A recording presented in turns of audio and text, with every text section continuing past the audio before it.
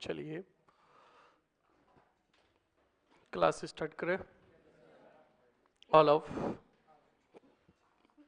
Good afternoon. कैसे हो सभी? ओके, लास्ट पॉइंट बताओ, कहाँ तक पढ़ा था?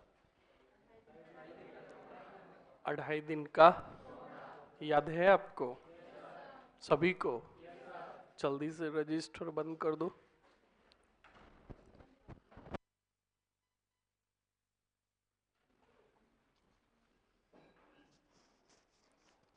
कोई टेस्ट फेस्ट तो नहीं है आज? हाँ, तब ठीक है, पहले ही पूछ लेते हैं, क्योंकि फिर खड़ा करे और फिर कोई हमारा टेस्ट है आज, इसलिए मैं पढ़ी हुई को नहीं। हाँ, पढ़ाई तो हर एक सब्जेक्ट को पढ़ना पड़ेगा, है ना। दूसरे सब्जेक्ट के टेस्ट है तो हर एक सब्जेक्ट के टेस्ट होंगे, पढ़ना तो हर एक को पड़ेगा। ओके,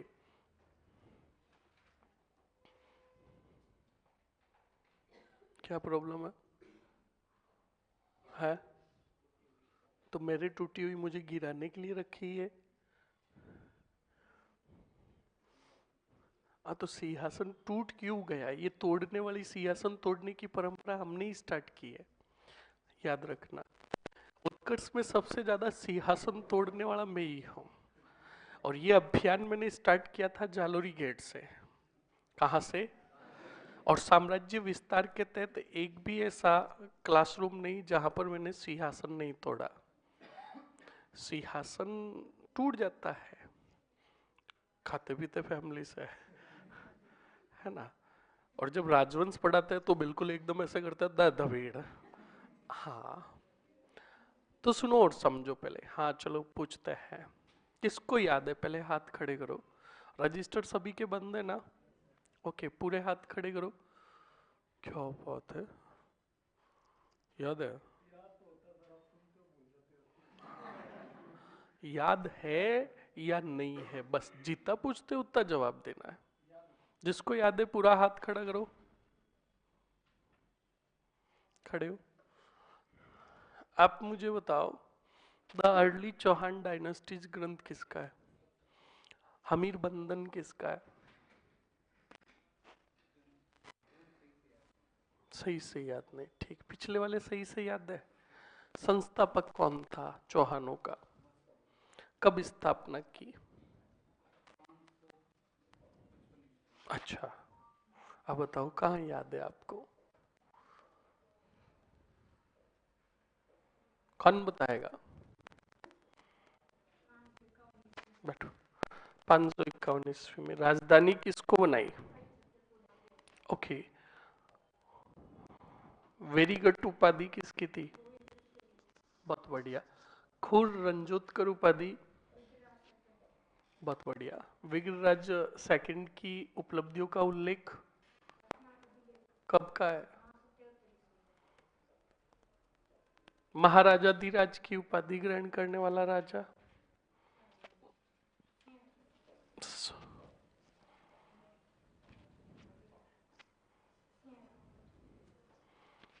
बपराज की उपाधि? कितने युद्ध लड़े? जानकारी? गुवक के बारे में बताओ।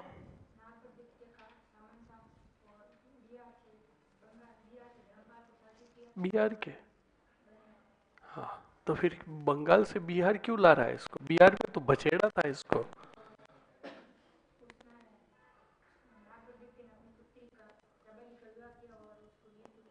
बैठो, बहुत बढ़िया। क्या नाम है आपका? क्या हुआ? राणा कुंभा?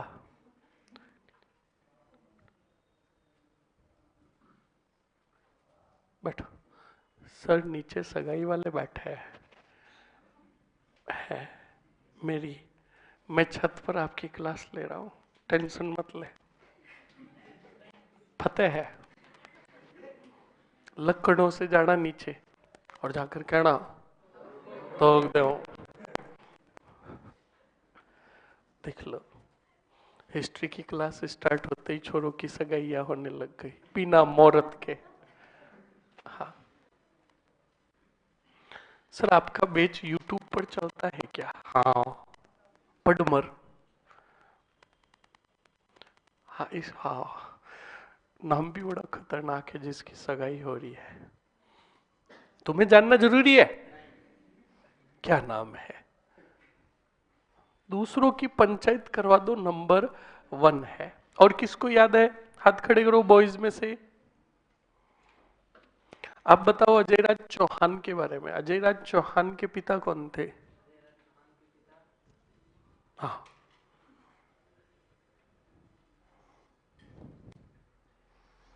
इन्होंने कौन सा दुर्ग बनवाया? अच्छा, कौन सी पहाड़ी पर? कब बनवाया? कौन सा नगर बसाया? आराम से, आराम, कंट्रोल कंट्रोल। राजधानी किसको बनाया? ठीक है। आप मुझे बताओ, सिक्के चलाए थे इन्होंने कौन सी धातु के? चांदी और तांबा। क्या लिखा है उन पे?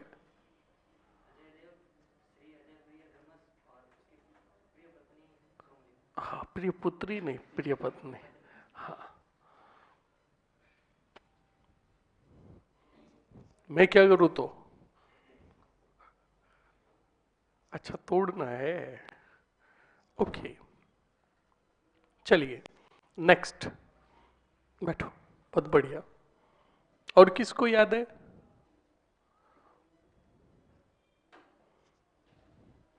तू बता। अर्णोराज के बारे में। ठीक है। राज्याभिषेक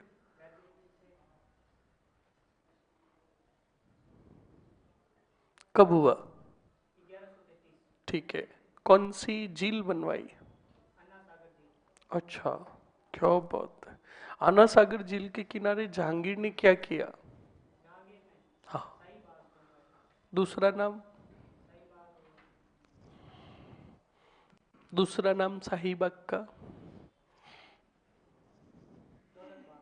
तीसरा नाम? हाँ, तो फिर तीसरा नाम हो गया ना, कि तीसरा नाम पता ही नहीं। अरे सुभाष उद्यान का मतलब वर्तमान में सुभाष उद्यान, तो टोटली कितने नाम हो गए? 3। इस बाग में क्या हुआ था?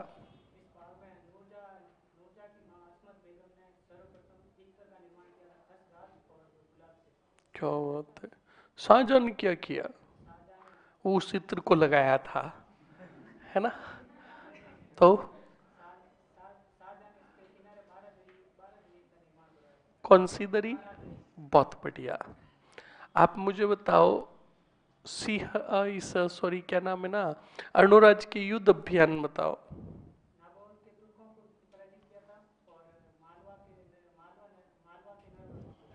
और और बस इतने ही थे? इतने ही थे? तो फिर कंचन दे कौन थी?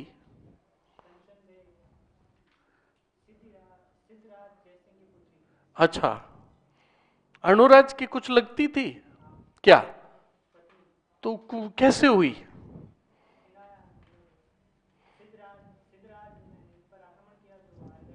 कौन हार गया? अर्णोराज।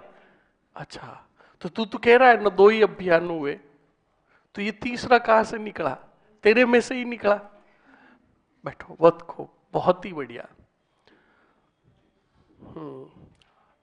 लास्ट छोरो, तुम भी इसी क्लास के हो? और याद रखना, विद्वानों ने कहा है कि भारत का भविष्य क्लास के पिछली वाली रो पे बैठता, पर मुझे तो यह भविष्य दिखाई नहीं दे रहा है। दुष्टी कही के। सबसे लास्ट खड़ा हो। हाँ, दोनों लास्ट हो, कोई भी खड़ा हो जाओ। याद है? बता, पृथ्वीराज चौहान प्रथम के बारे में।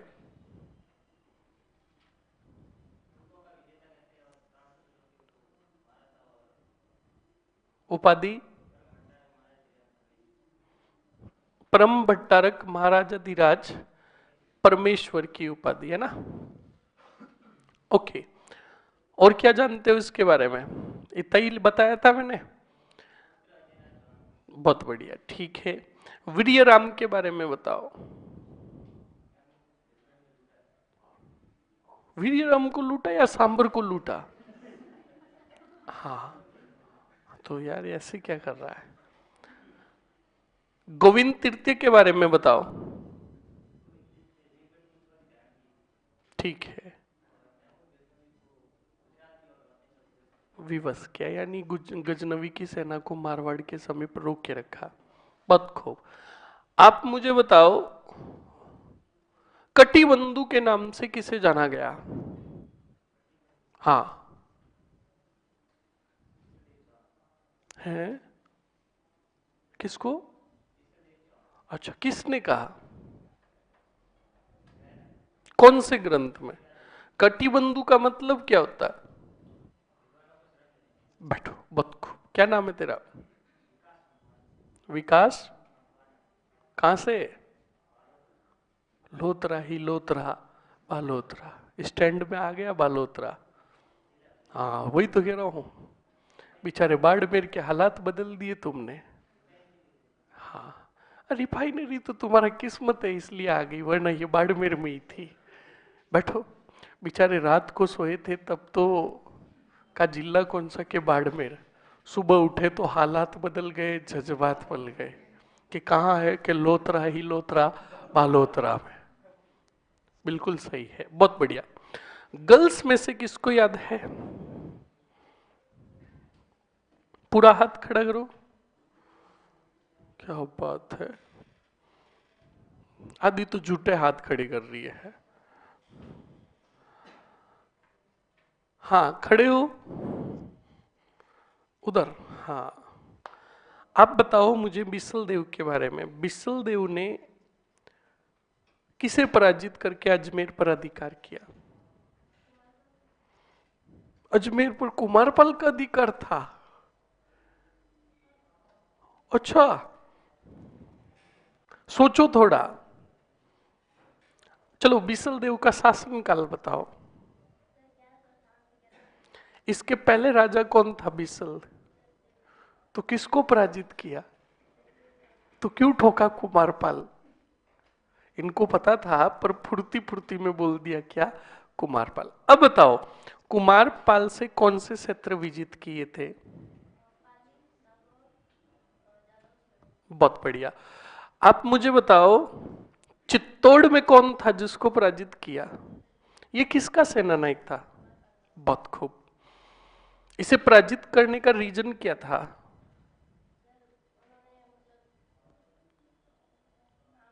आप आके राजस्थानी में बता दियो, अपने हिंदी बोलनी को नहीं, वरना इनको आ रहा है, बिल्कुल उत्तर आ रहा है।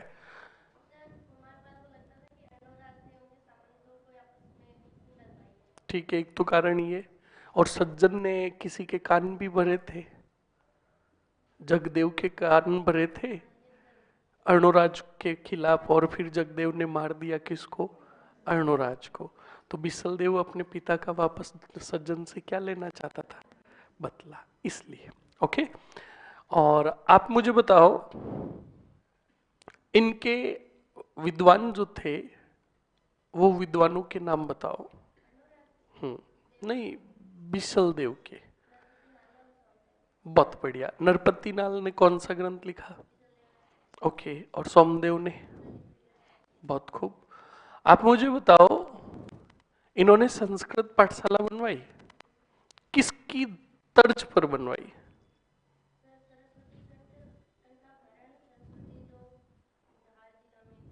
धार जिले में, बिल्कुल ठीक है। वर्तमान में मध्य प्रदेश। बैठो, बहुत खूब।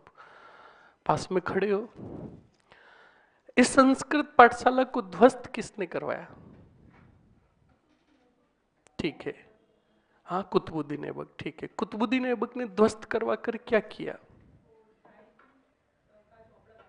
ठीक, 2.5 दिन के झोपड़े में वास्तविक क्या है? 16 खंभों की मीनार है। ठीक है, इसका डिजाइनर कौन था? कोई बात नहीं, अबू बकर। यहाँ पर उर्स किसका बढ़ता है? ठीक है, वरा मंदिर का निर्माण किसने करवाया? अर्णोराज ने। कहाँ करवाया?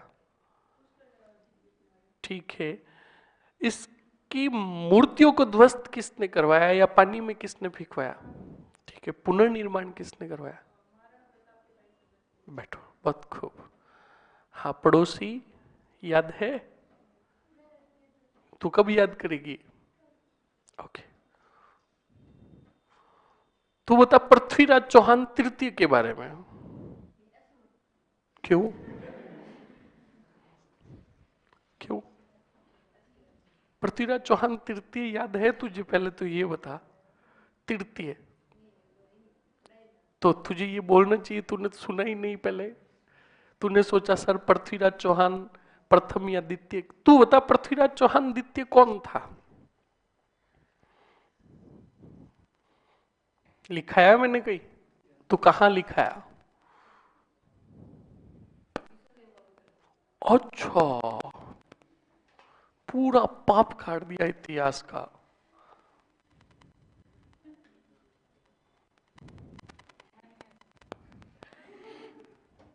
मैंने बोला था आपको कि मुझे कुछ दिव्य शक्तियां प्राप्त है, ध्यान रखना।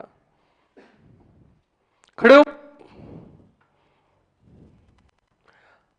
आप बताओ पृथ्वीराज चौहान द्वितीय कौन था? बैठो। जगदेव कौन था? इतिहास में क्या कहलाया? पुत्रहीनता। हाँ, आराम से उत्तर दो। जगदेव का शासनकाल बताओ।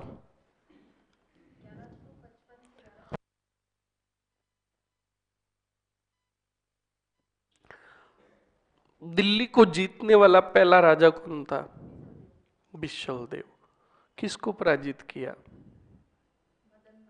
अच्छा, फिर क्या किया?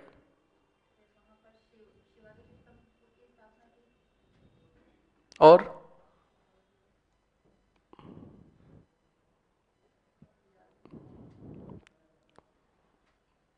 और क्या किया? मुझे नहीं पता, मैं तो खुद भूल चुका हूं, अब आप मुझे बताओगे। और कुछ नहीं किया? खड़े हो पड़ोसी, उनको बताओ क्या किया। और सुन लिया? हाँ, बैठो, आप बैठो। आप बताओ अर्णोराज के युद्ध अभियान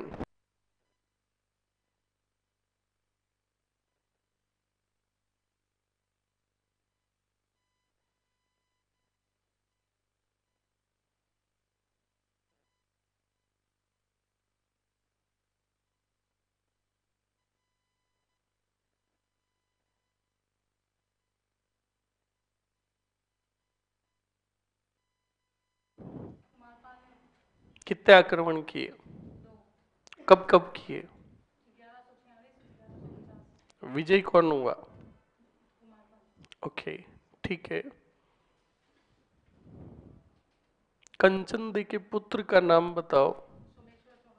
बहुत बढ़िया, बैठो, बहुत खूब। और तो किसको याद है? याद है? चलिए, आप बताओ मुझे चौहान वंश का संस्थापक कौन था? कब स्थापना की? ओके, सांबर में चौहानों का संस्थापक कौन था? ठीक है, अजमेर में? ठीक है, नाडोल में? ठीक है, गोविंद राज कहाँ का था? कीर्तिपाल चौहान।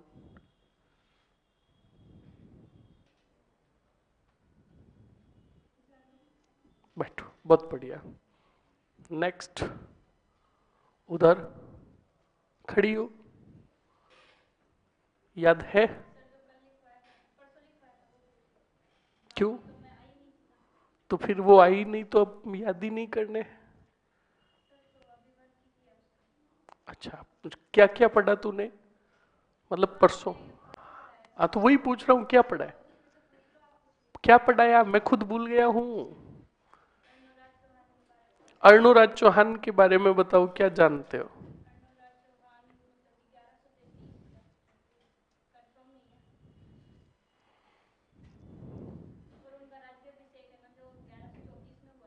अच्छा, ये देखो जनता हंस रही है, इसका मतलब उत्तर गलत है। अपने हिसाब से सही है।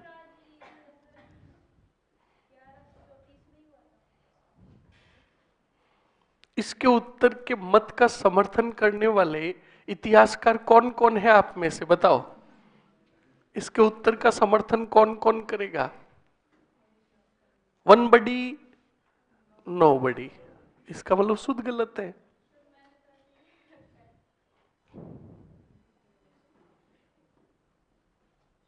अब सुनना आम जनता का फैसला।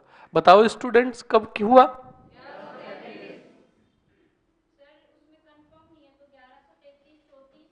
किसने लिखा है?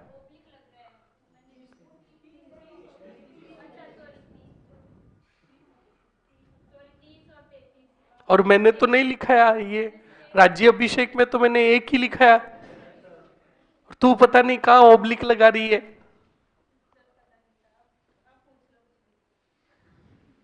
वरा मंदिर का निर्माण किसने करवाया?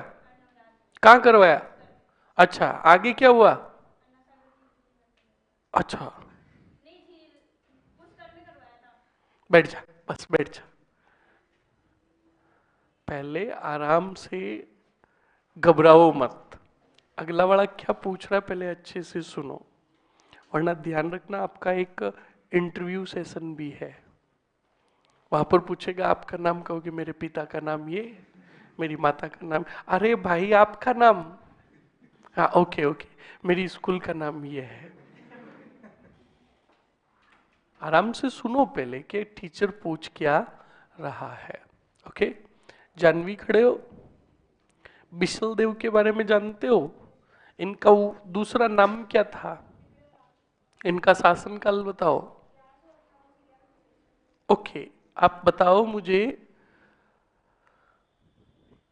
दिल्ली के किस को पराजित किया था इन्होंने? ओके, और क्या किया था? ठीक है, आप मुझे बताओ, इन्होंने संस्कृत पाठशाला का निर्माण करवाया किसकी तर्ज पर? उस पाठशाला का नाम? इसे तुड़वाया किसने? ओके, क्या किया फिर? मस्जिद कितनी खम्बों की थी? ओके, डिजाइनर कौन था इसका? ओके, इसको सर्वप्रथम इसका निर्माण 2.5 दिन में हुआ, ये बात किसने कही? ओके, पंजाब सा पीर का क्या बढ़ता है यहाँ पे? ओके, बहुत खूब, बैठो। और किसको याद है गर्ल्स में से? आप बताओ मुझे, अर्णो राज के बारे में बताओ। चलो अजय राज के बारे में बताओ।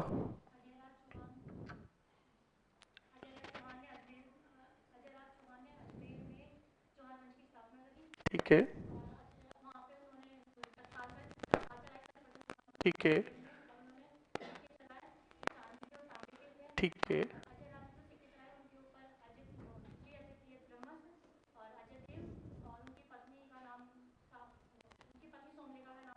ठीक है।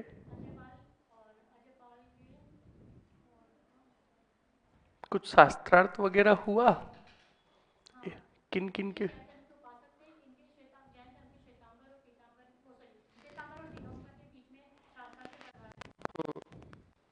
और गोपीनाथ शर्मा ने इनके काल को? बैठो, बहुत खूब, बहुत ही बढ़िया, बिल्कुल याद है। चलिए स्टूडेंट, पढ़ तो रहे हो आप, ये जानकर अच्छा लगा। और नहीं पढ़ोगे तो पढ़ने लग जाओगे। और जो नहीं पढ़ रहे हैं ना, ध्यान रखना, गाज कभी भी गिर सकती है। समझ में आया ना? हाँ, चलिए नेक्स्ट, बिसल देव का लास्ट पॉइंट बताओ। 2.5 दिन का झोपड़ा बनाया। अब लिखो, बिसल देव ने बिसलपुर नगर, लिखो बिसल देव ने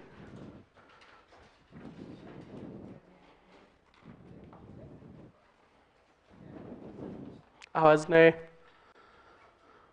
लिखो बिसल देव, कौन सा देव? बिसल देव ने बिशलपुर बांध का निर्माण करवाया। बिसलपुर बांध का निर्माण करवाया।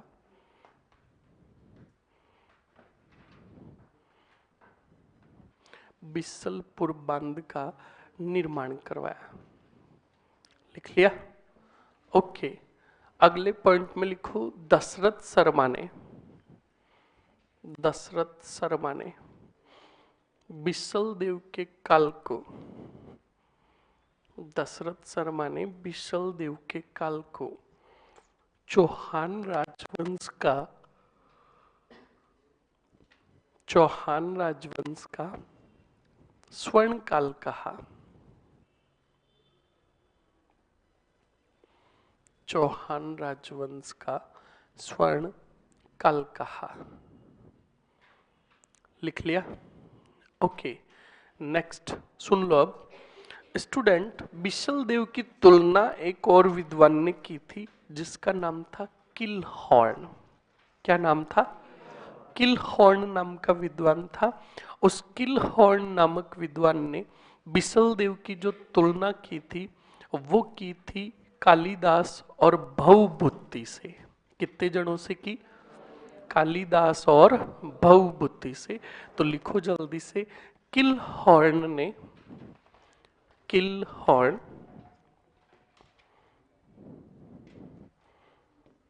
किलहॉर्न ने बिसल देव की तुलना, बिसल देव की तुलना कालिदास, कालिदास व भवभूति से की। भवभूति अच्छे से लिखना, कोई भवभूति मत लिख देना। भवभूति,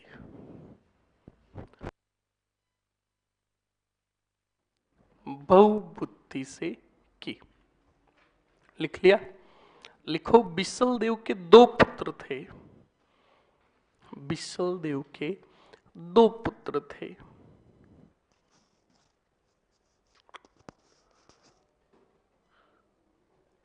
कितने? फर्स्ट लिखो। अरे रुक जाओ नागार्जुन। अपर गांगे, अपर गांगे और दूसरा नागार्जुन।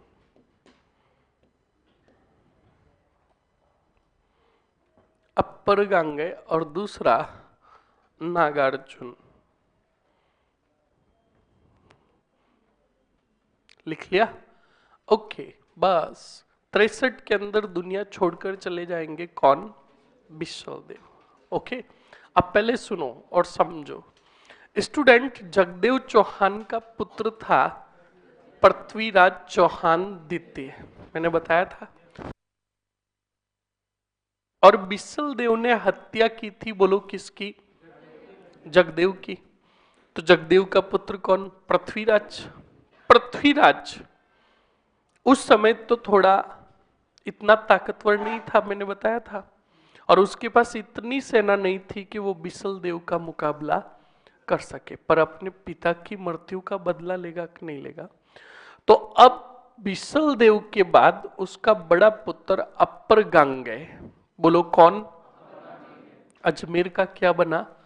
शासक, राजा बना। और 2 वर्षों तक शासन किया, यानी 1163 से लेकर 65 में पृथ्वीराज चौहान द्वितीय अपनी सेना संगठित करके सेना लेकर आया और अपर गांगे पर क्या किया? आक्रमण। और 1165 में अपर गांगे को पराजित करके अजमेर पर पुनः क्या किया? अधिकार। अब पृथ्वीराज चौहान ने 1165 में अजमेर पर क्या कर लिया? अधिकार। और अब पृथ्वीराज चौहान द्वितीय को एक मूवी के डायलॉग पर याद करना है, और उस मूवी का नाम है वेलकम। कौन सी मूवी? वेलकम के अंदर एक तो होता है अनिल कपूर, कौन होता है? और एक होता है नाना पाटेकर, होता है। तो नाना पाटेकर उसमें एक डायलॉग बोलता है, पहले सुन लो, आपको नहीं बोलना है, मैं बता रहा हूं, आप चुपचाप बैठे रहो। नाना पाटेकर उस मूवी में एक डायलॉग बोलता है, भगवान का दिया हुआ सब कुछ है, धन है, दौलत है, शौहरत है, कहता है ना, और थोड़ी बहुत इज्जत भी है। तो सुनो और समझो, इसी डायलॉग पर याद रखना है पृथ्वीराज चौहान द्वितीय को। पृथ्वीराज चौहान भी 1165 में राजा बने, 4 वर्षों तक शासन किया, 1169 तक शासन किया। और जब 1169 आया तो पृथ्वीराज चौहान ने एक ही बात कही, भगवान का दिया हुआ सब कुछ है, धन है, दौलत है, शौहरत है, रानियां है, साम्राज्य है, पर संतान नहीं है। क्या नहीं है? निसंतान पृथ्वीराज चौहान द्वितीय की क्या हो गई? मृत्यु हो गई। और 1169 में वापस अजमेर का सिंहासन खाली। अब मैं आपसे पूछता हूं, अजमेर के सिंहासन के लिए कितने राजा ऑप्शंस में थे? जिसको आ रहा है हाथ खड़ा। अजमेर साम्राज्य के लिए कितने राजा ऑप्शंस में थे जो राजा बन सकते थे कि भाई हाँ इनको राजा बना सकते हैं? आपको संख्या बतानी है, नाम नहीं बताना है, ध्यान रखना। 1, 2, 2 जानवी, अपर गंगे मारा गया, चलो 2,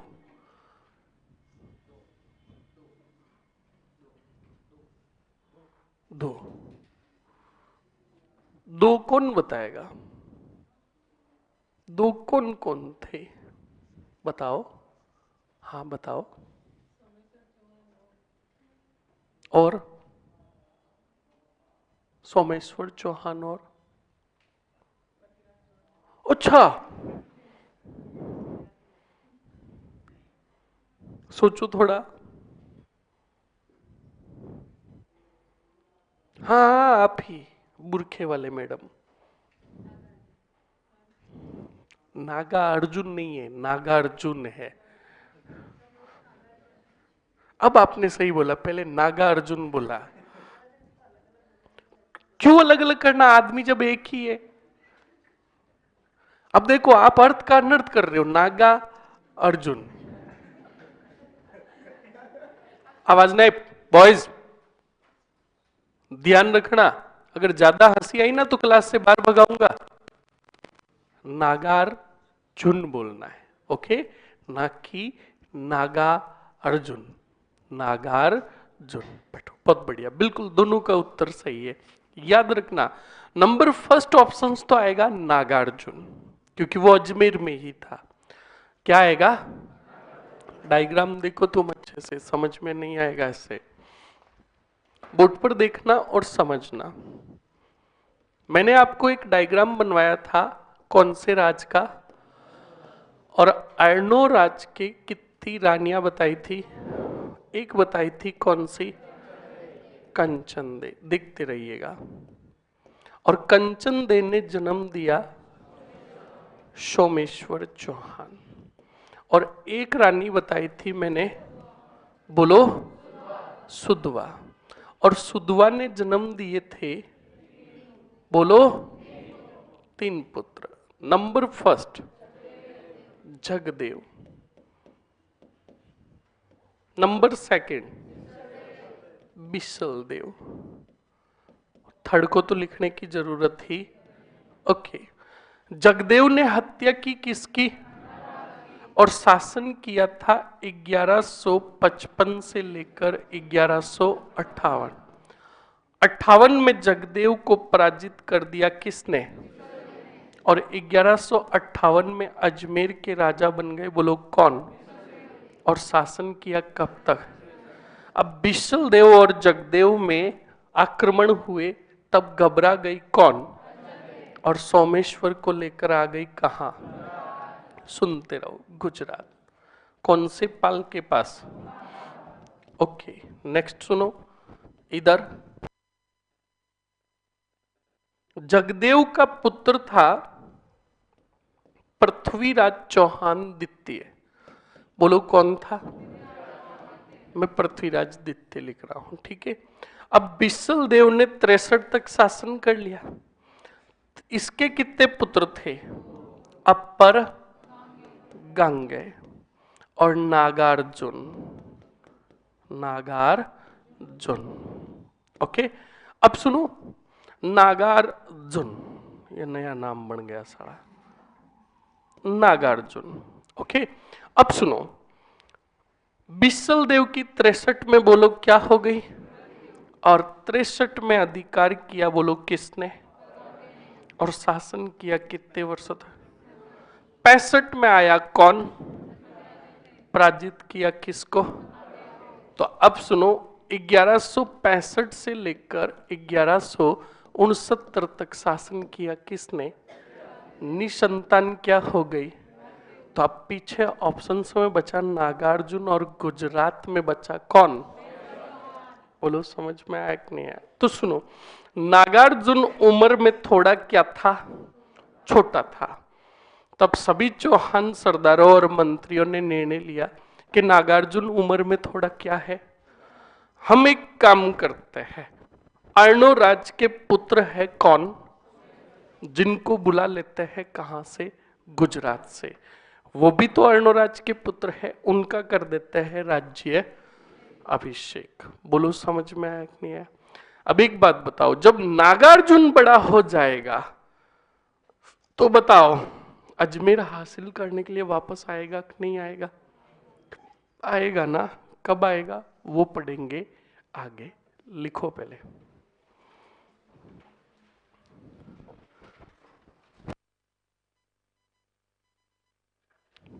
हेडिंग डालो अपर गांगे। सबसे पहले अपर गांगे, अपर गांगे। और अपर गांगे का शासनकाल लिख लो 1163 से लेकर 1165। लिखो, इसमें एक लाइन लिख दो, जगदेव चौहान के पुत्र पृथ्वीराज ने, जगदेव के पुत्र पृथ्वीराज चौहान द्वितीय ने, जगदेव के पुत्र, जगदेव के पुत्र पृथ्वीराज चौहान द्वितीय ने, पृथ्वीराज चौहान द्वितीय ने 1165 ईस्वी में,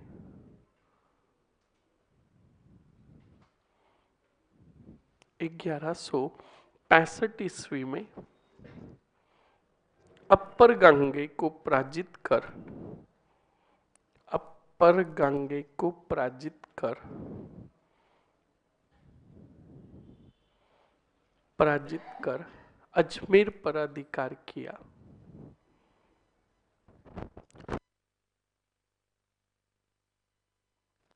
अजमेर पर अधिकार किया। लिख लिया? ये हो गए राजा आपके कौन? हेडिंग डाल दो आगे, पृथ्वीराज चौहान द्वितीय।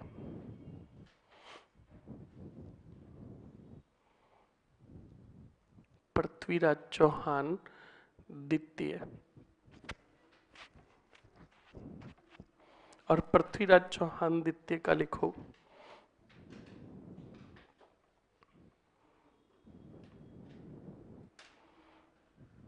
पृथ्वीराज चौहान द्वितीय का लिखो स्टूडेंट शासनकाल 1165 से 69। पृथ्वीराज चौहान द्वितीय का शासनकाल 1165 से 69। कितने साल? 4 साल। लिख दो, इनकी निसंतान मृत्यु हुई, निसंतान मृत्यु हुई, इनकी निसंतान मृत्यु हुई। लिख लिया? हो गई निसंतान मृत्यु। अब देखिएगा बोर्ड पर और समझिएगा वापस डायग्राम के माध्यम से। सोमेश्वर चौहान को पढ़ते। पहले बताओ सोमेश्वर चौहान खुद है कहाँ? तो पहले तो संदेश भेजा जाएगा कौन सी रात? हाँ, हाँ, तो पहले बोर्ड पर देखो और समझो। ये है स्टूडेंट हमारा, नहीं अभी तक नहीं है, अब है ये हमारा कौन सा थान? हाँ, राजस्थान। ओके, और इधर है हमारा क्या? गुजरात। और गुजरात में कौन सा वंश? चालुक्य वंश। और चालुक्य वंश में हुआ था कौन? और कुमारपाल ने ही पालन पोषण किया किसका? सोमेश्वर चौहान का। सोमेश्वर चौहान। यह है हमारा मेर ही मेर, अजमेर। अब बताओ, अजमेर से संदेश कहाँ भेजा गया? किसके पास? और सोमेश्वर को जब ये जानकारी मिली कि मुझे बुलाया जा रहा है कहाँ, क्या बनने है तू राजा, तो बिल्कुल सोमेश्वर चौहान अपने कुटुंब यानी परिवार सहित गुजरात से क्या हुए? रवाना। सही है कि नहीं है? अब बताओ, गुजरात से जब हम राजस्थान की तरफ आते हैं तब यहां पर एक नगर होता है आबू, माउंट आबू होता है ना। आबू का राजा था, बोलो कौन सा सिंह? बोलो। अब कुछ इतिहासकारों ने कहा नहीं, जेत्र सिंह नहीं था, सल्लाखा था।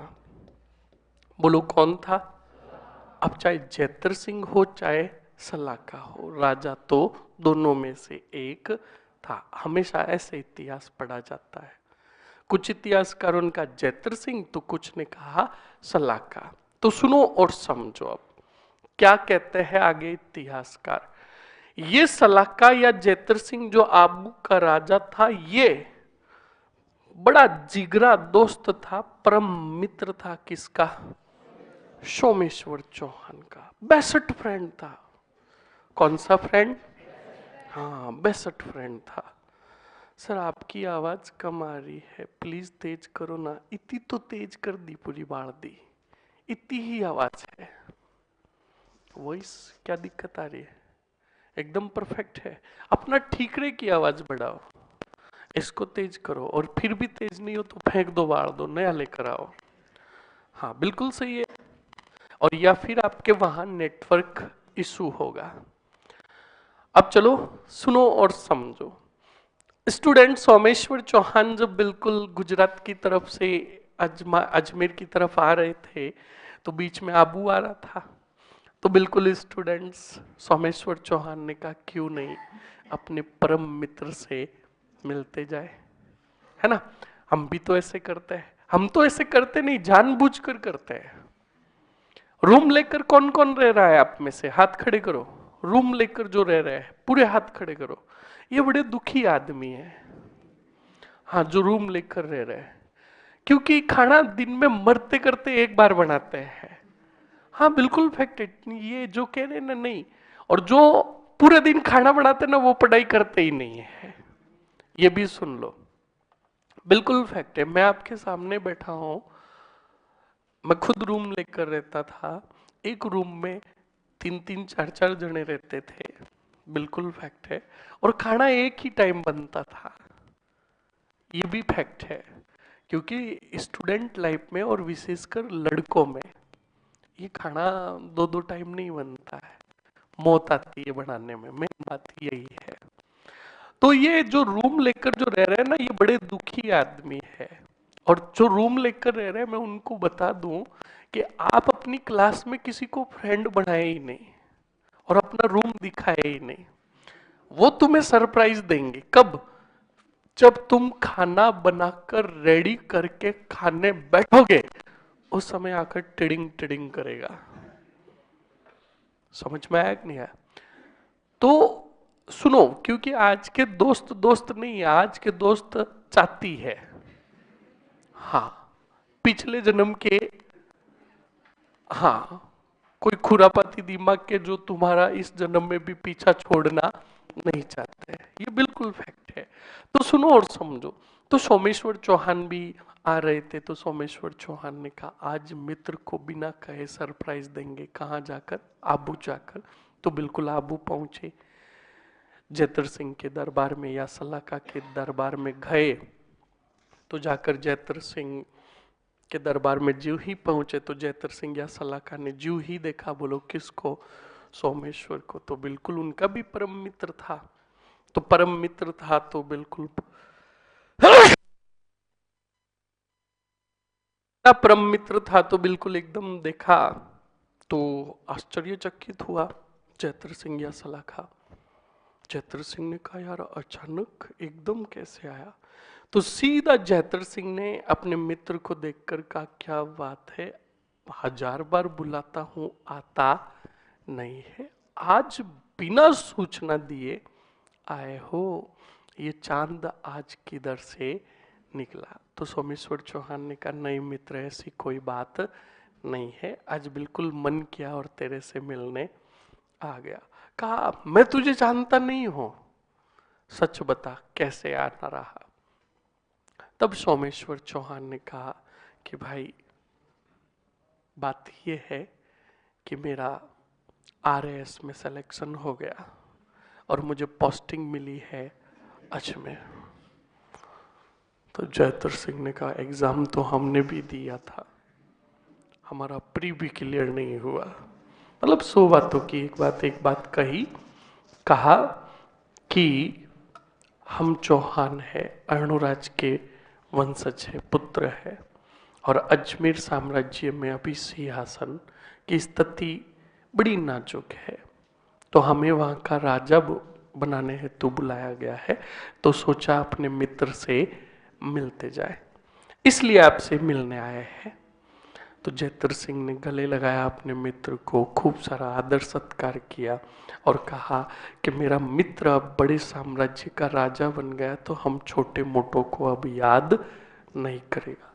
तब स्टूडेंट सोमेश्वर चौहान ने कहा कि याद रखना, मित्रता में कभी भी कोई छोटा मोटा नहीं होता, मैं जैसा आज हूं वैसा हमेशा रहूंगा। तो रात को मुझे 2 बजे भी याद कर लेना, मैं तेरे लिए हाजिर रहूंगा। दोनों मित्रों में बातें हुई और फिर सोमेश्वर चौहान आ गए कहा अजमेर, और उनका क्या हुआ बोलो? राज्याभिषेक हुआ 1169 में। अब स्टूडेंट सोमेश्वर चौहान अजमेर में शासन करने लगे। बोलो कहाँ शासन करने लगे? अजमेर में 1169 से। सुनना, गुजरात में स्थिति पलट गई थी। गुजरात में अब जो शासक बना था वो बना था मूलराज द्वितीय। बोलो कौन बना था? तो आप में से मुझे कौन बताएगा मूलराज प्रथम किस चौहान राजा के समय गुजरात का राजा था? जिसको आ रहा है हाथ खड़ा।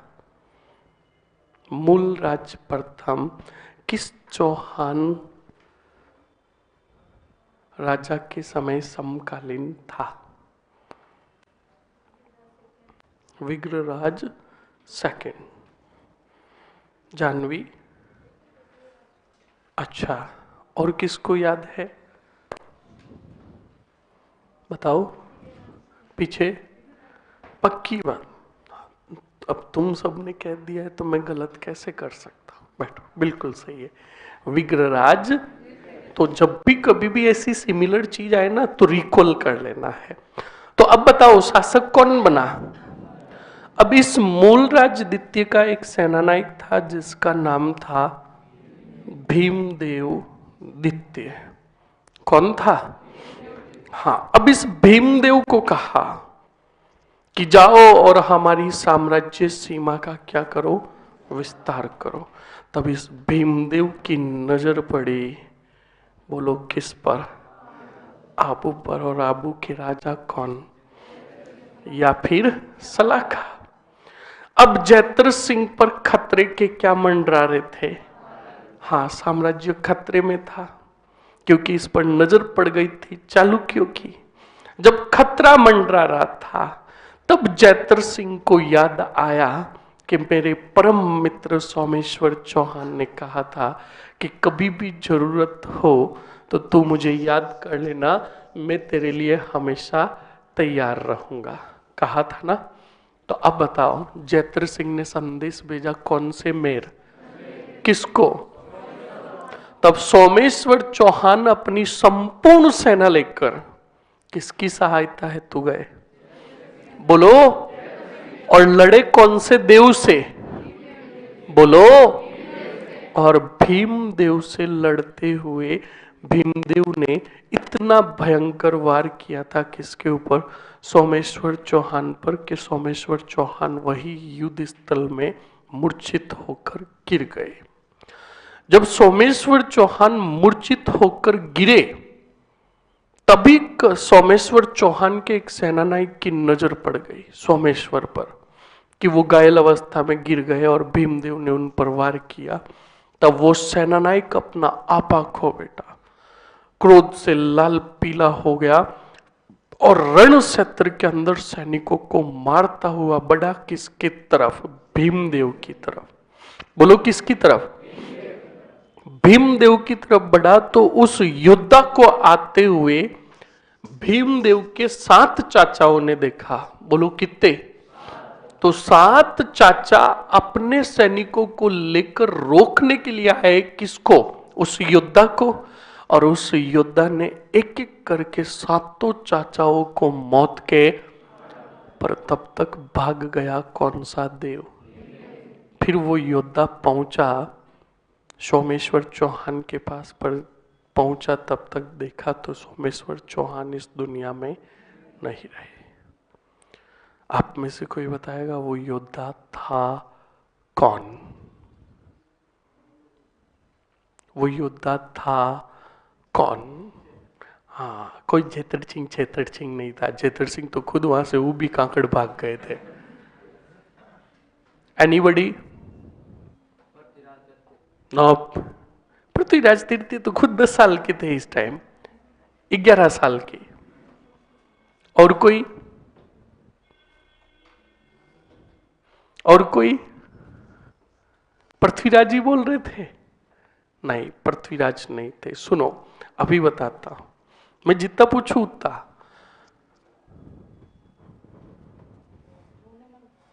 भुवनमल, ये कौन था? नो, ये भी नहीं था।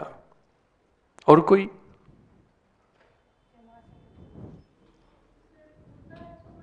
नो। बैठो।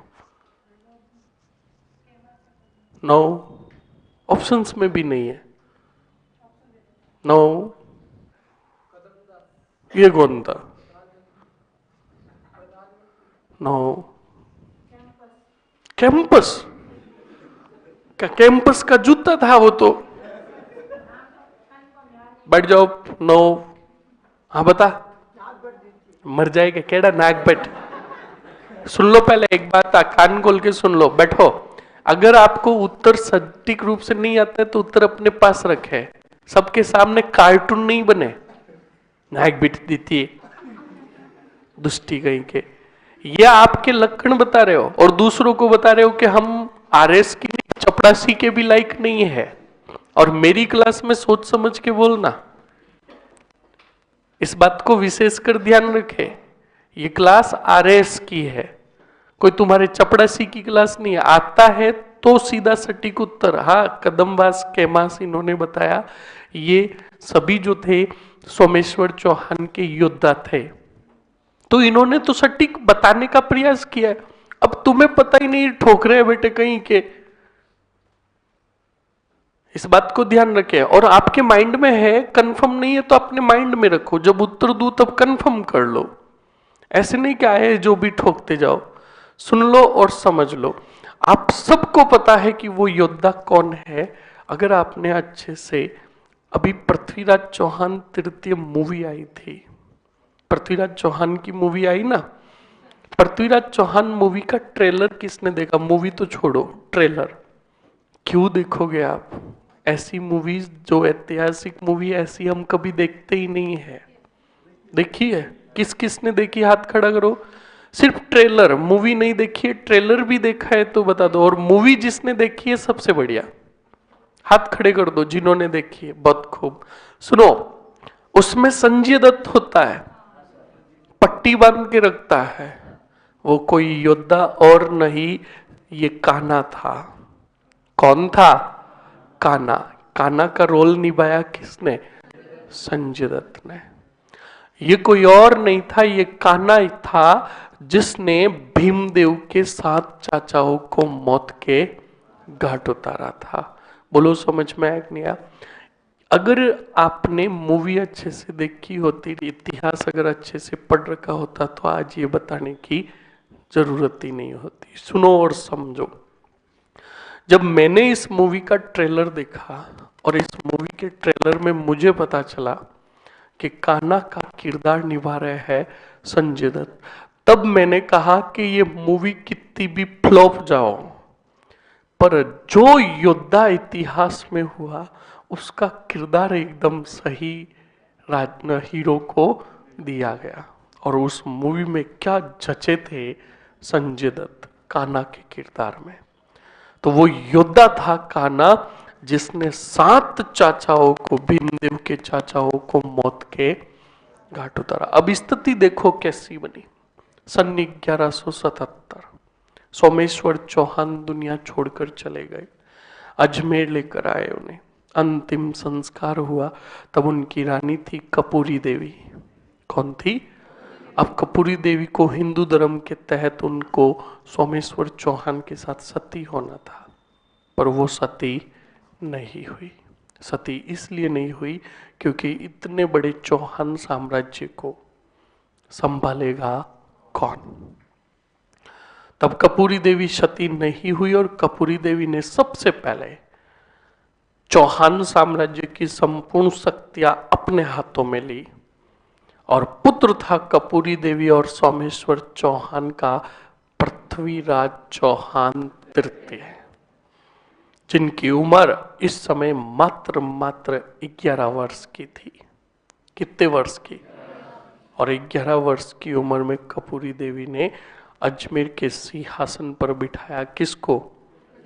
और क्या किया? राज्य अभिषेक।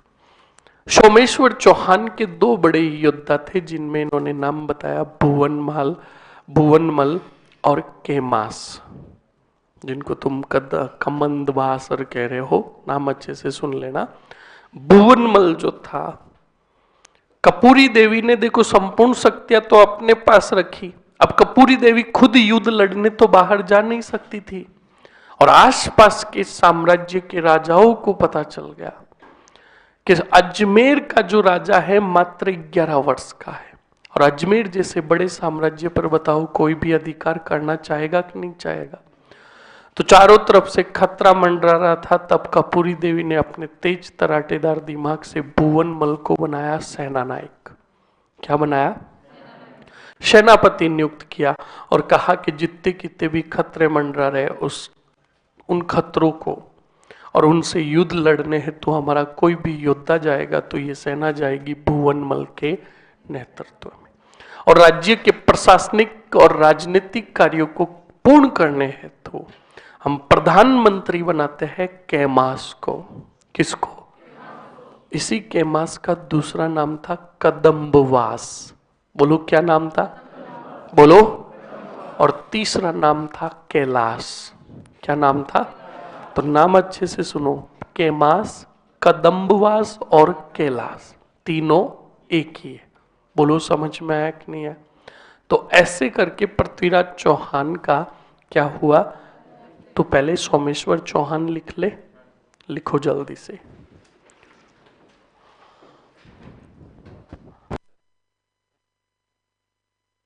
हेडिंग डालो सोमेश्वर चौहान,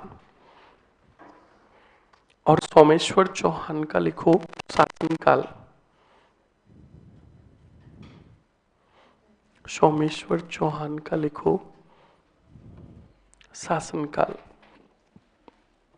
लिखो 1169 69 से 77, 1177। लिख लिया? पहला ही पॉइंट लिखो,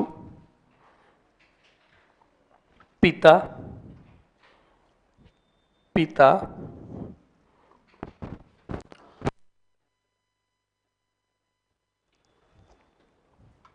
पिता कौन? अर्णोराज चौहान।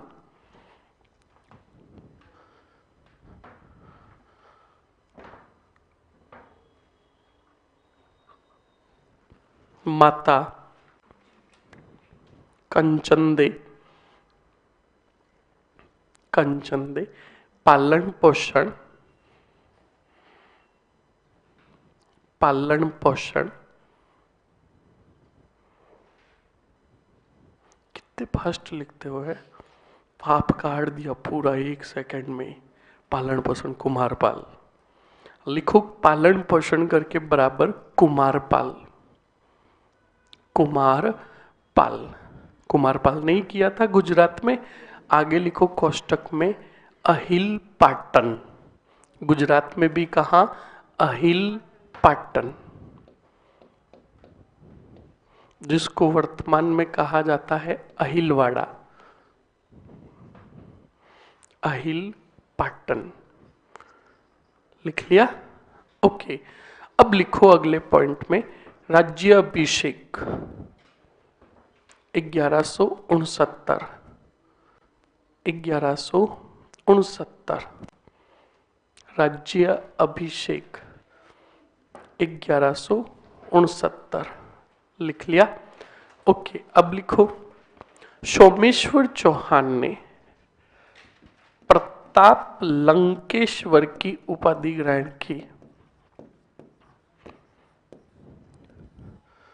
प्रताप लंकेश्वर की।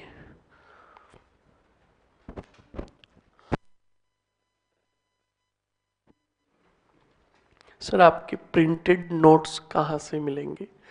मैं गवर्नमेंट टीचर हूँ, उसकी वजह से नोट्स नहीं बना पा रहा हूँ। आपको कहीं पे भी नहीं मिलेंगे। हाँ, नोट्स आपको खुद को ही बनाने पड़ेंगे। लिखो जल्दी से। प्रताप लंकेश्वर की क्या ग्रहण की? अब लिखो सोमेश्वर चौहान आबू के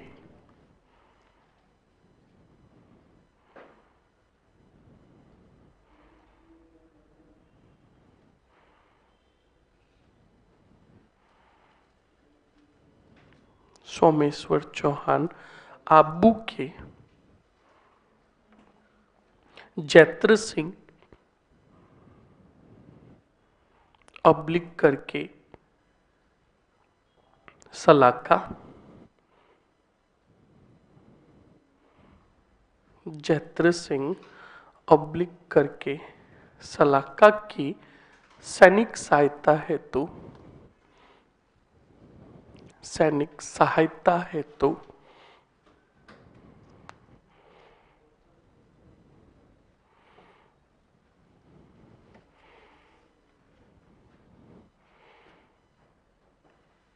आबू गए तथा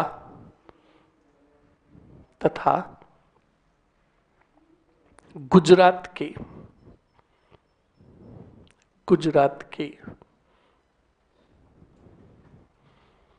भीम देवदित्य से लड़ते हुए वीर गति को प्राप्त हुए। गुजरात के भीम देवदित्य से लड़ते हुए वीर गति को प्राप्त हुए।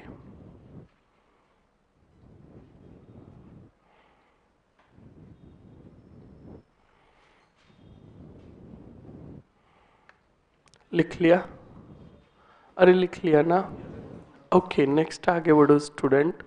हेडिंग डालो आगे। पृथ्वीराज चौहान तृतीय। पृथ्वीराज चौहान तृतीय। अब बोर्ड पर देखो, पहले जीवन परिचय देख लो, फिर एक साथ पूरा लिख लेना।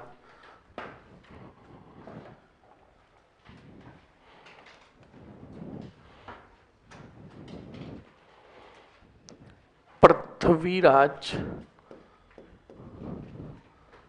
चौहान तृतीय।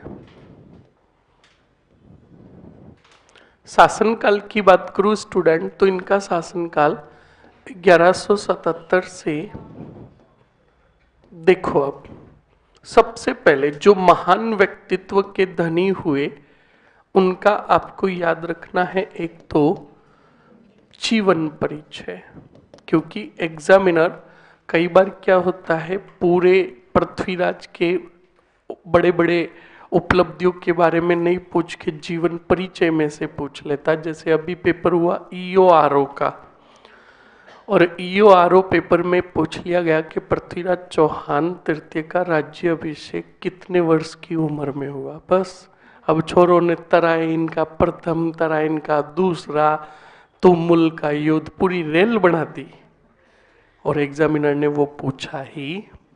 इसलिए हमेशा छोटी से छोटी जानकारी से लेकर पूरी चीज अच्छे से कंसेप्टली याद रखो। तो देखो और समझो अच्छे से। जीवन परिचय में सबसे पहले पिता, पिता जो थे इनके सोमेश्वर चौहान थे। माँ जो थी वो थी कपूरी देवी। कौन थी? हाँ, कपूरी देवी। जन्म की मैं बात करूं तो इनका जन्म हुआ था 1167 ईस्वी में। कहाँ? वहीं अहिल पाटन। कहाँ है ये? हाँ जी, गुजरात में। ओके। राज्य अभिषेक की मैं बात करूं तो इनका राज्य अभिषेक हुआ 1177 ईस्वी में। आगे लिखेंगे हम 11 वर्ष की उम्र में क्या हुआ? राज्य अभिषेक। याद रखिएगा। उसके बाद मैं बात करूं आगे इनके सेनापति की। सर पहले लिख लेते हैं सरक्सिका कौन बनी इनकी। तो सरक्सिका बनी थी खुद माता। कौन? हाँ जी, कर्पूरी देवी। और सेनानायक जो बनाया गया वो बनाया गया भुवन मल को। बोलो किसको बनाया गया? हाँ। और प्रधानमंत्री जो बनाया गया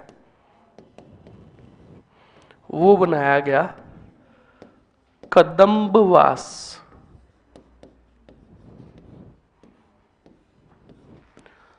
केमास और कैलाश को। याद रखिएगा, तीनों नाम एक ही है। इनके घोड़े की मैं बात करूं, पृथ्वीराज के घोड़े की, तो इनके घोड़े का नाम था कौन सी? रंबा। लिख लो जल्दी से, नाट्य रंबा।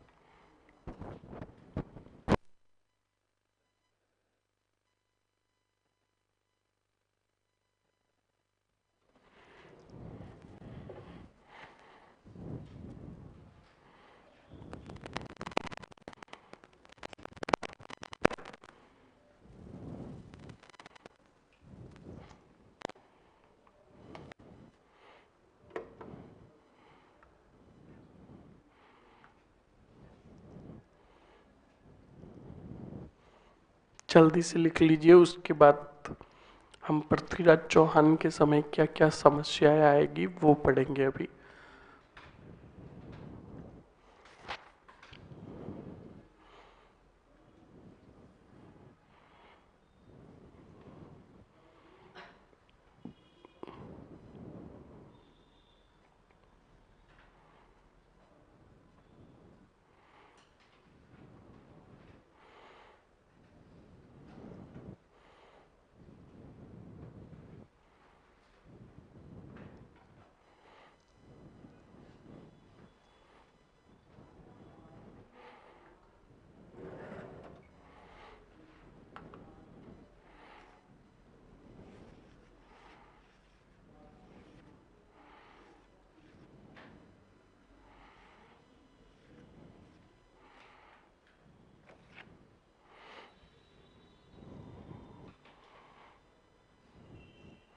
लिख लिया सभी ने?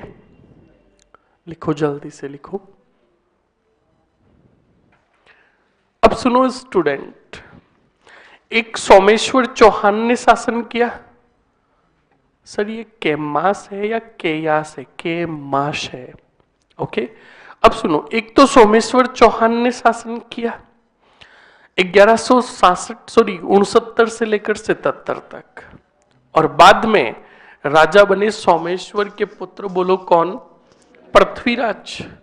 तब तक नागार्जुन बड़ा हो गया था और सेना भी संगठित कर ली थी। नागार्जुन को खबर मिली कि सोमेश्वर चौहान इस दुनिया में नहीं रहे। अब उनका पुत्र जो है कौन? पृथ्वीराज राजा है। तो पहले सुनो और समझो, नागार्जुन और पृथ्वीराज आपस में लगते क्या थे? तो पहले सुनो, विशल देव का पुत्र था कौन? नागार्जुन। और सोमेश्वर का पुत्र था पृथ्वीराज। और सोमेश्वर और विशल देव आपस में क्या थे? भाई थे। तो बताओ, भाई भाई के पुत्र क्या होंगे? चचेरे भाई। समझ में आया नहीं आया? तो नागार्जुन और पृथ्वीराज आपस में चचेरे भाई थे।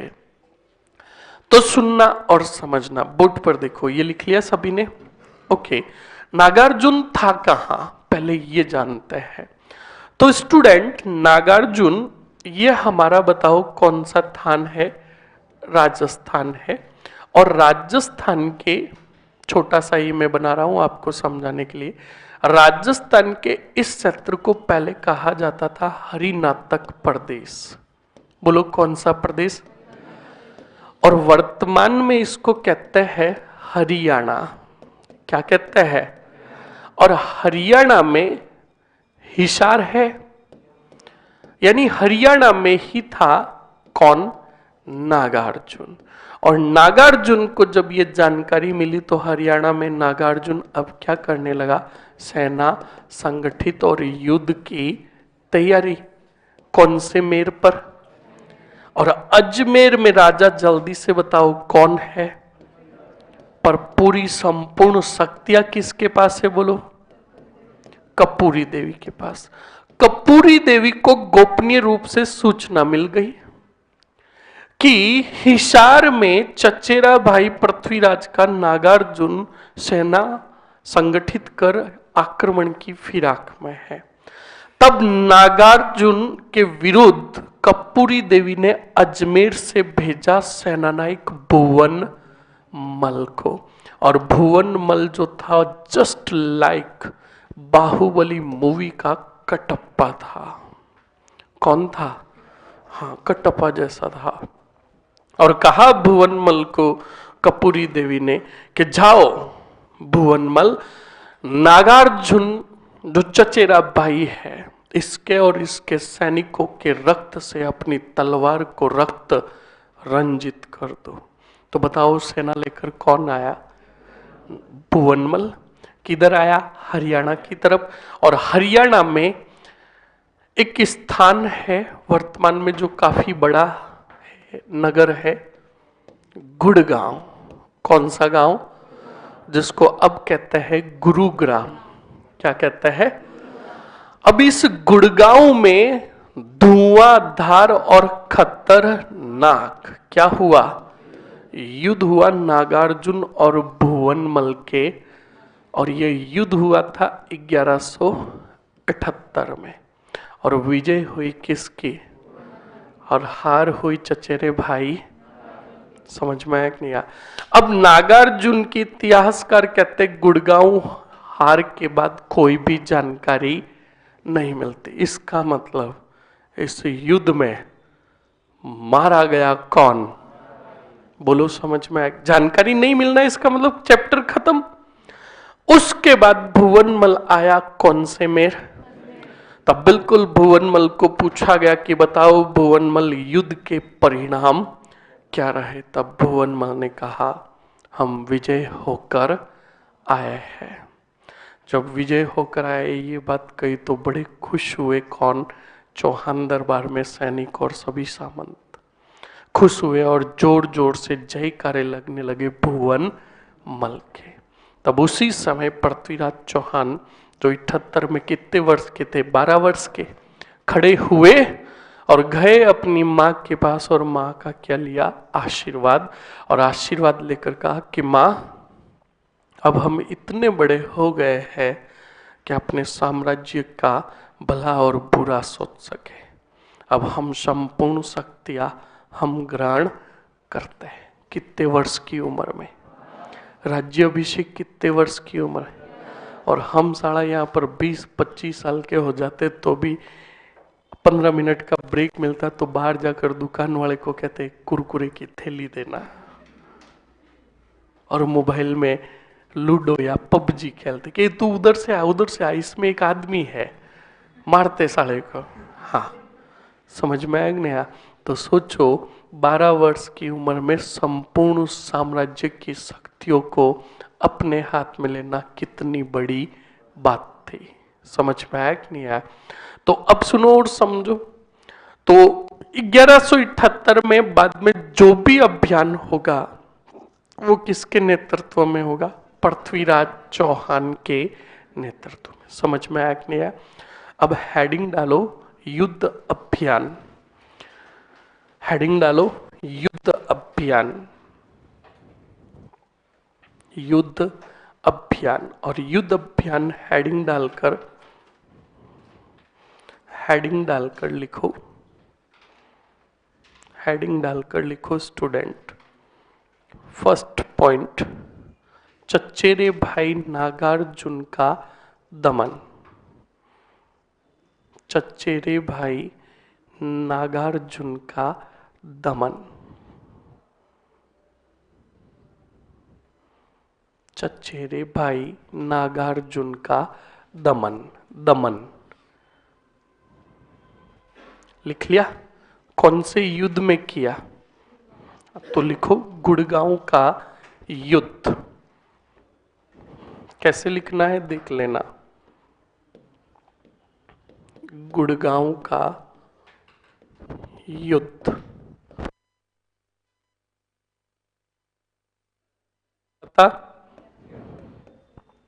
1178 ईस्वी।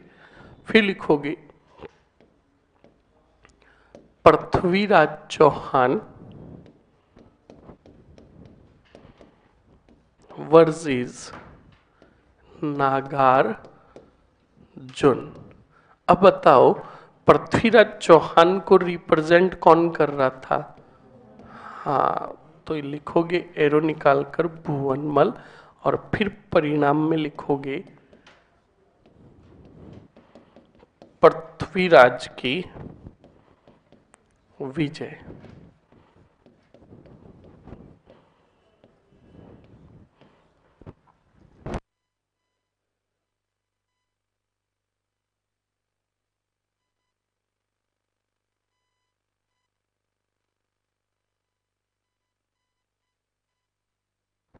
पृथ्वीराज की विजय।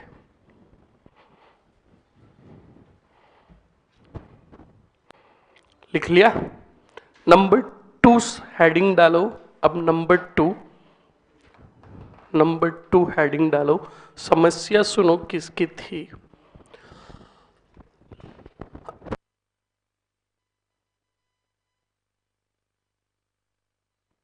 समस्या थी स्टूडेंट भंडानकों की।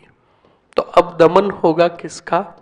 भंडानकों का। तो पहली बात तो हमें जानना ये भंडानक थे कौन। तो सुनो इधर देखो, यहां पर मैंने बताया कि ये क्षेत्र क्या कहलाता था? हरिनाटक प्रदेश, जिसको वर्तमान में क्या कहते हैं? और हरियाणा के अंदर था, बताओ कौन सा क्षेत्र? और हिसार में कौन सी जाति के सैनिक थे? भंडानक। कौन सी जाति के? और ये भंडानक जो है अर्णोराज चौहान था ना,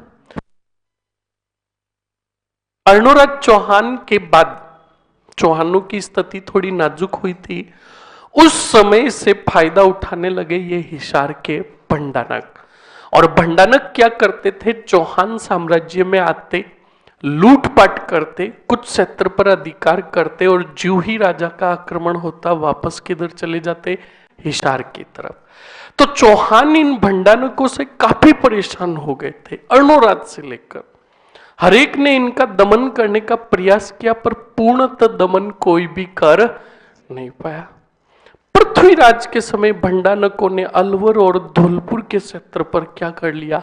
अधिकार। तब पृथ्वीराज चौहान ने कहा, सेना का पड़ाव उठाओ, हम दमन करने के लिए जाएंगे। किसका? भंडानकों का। इनका दमन करना प्रारंभ किया 1178 में। बोलो कब?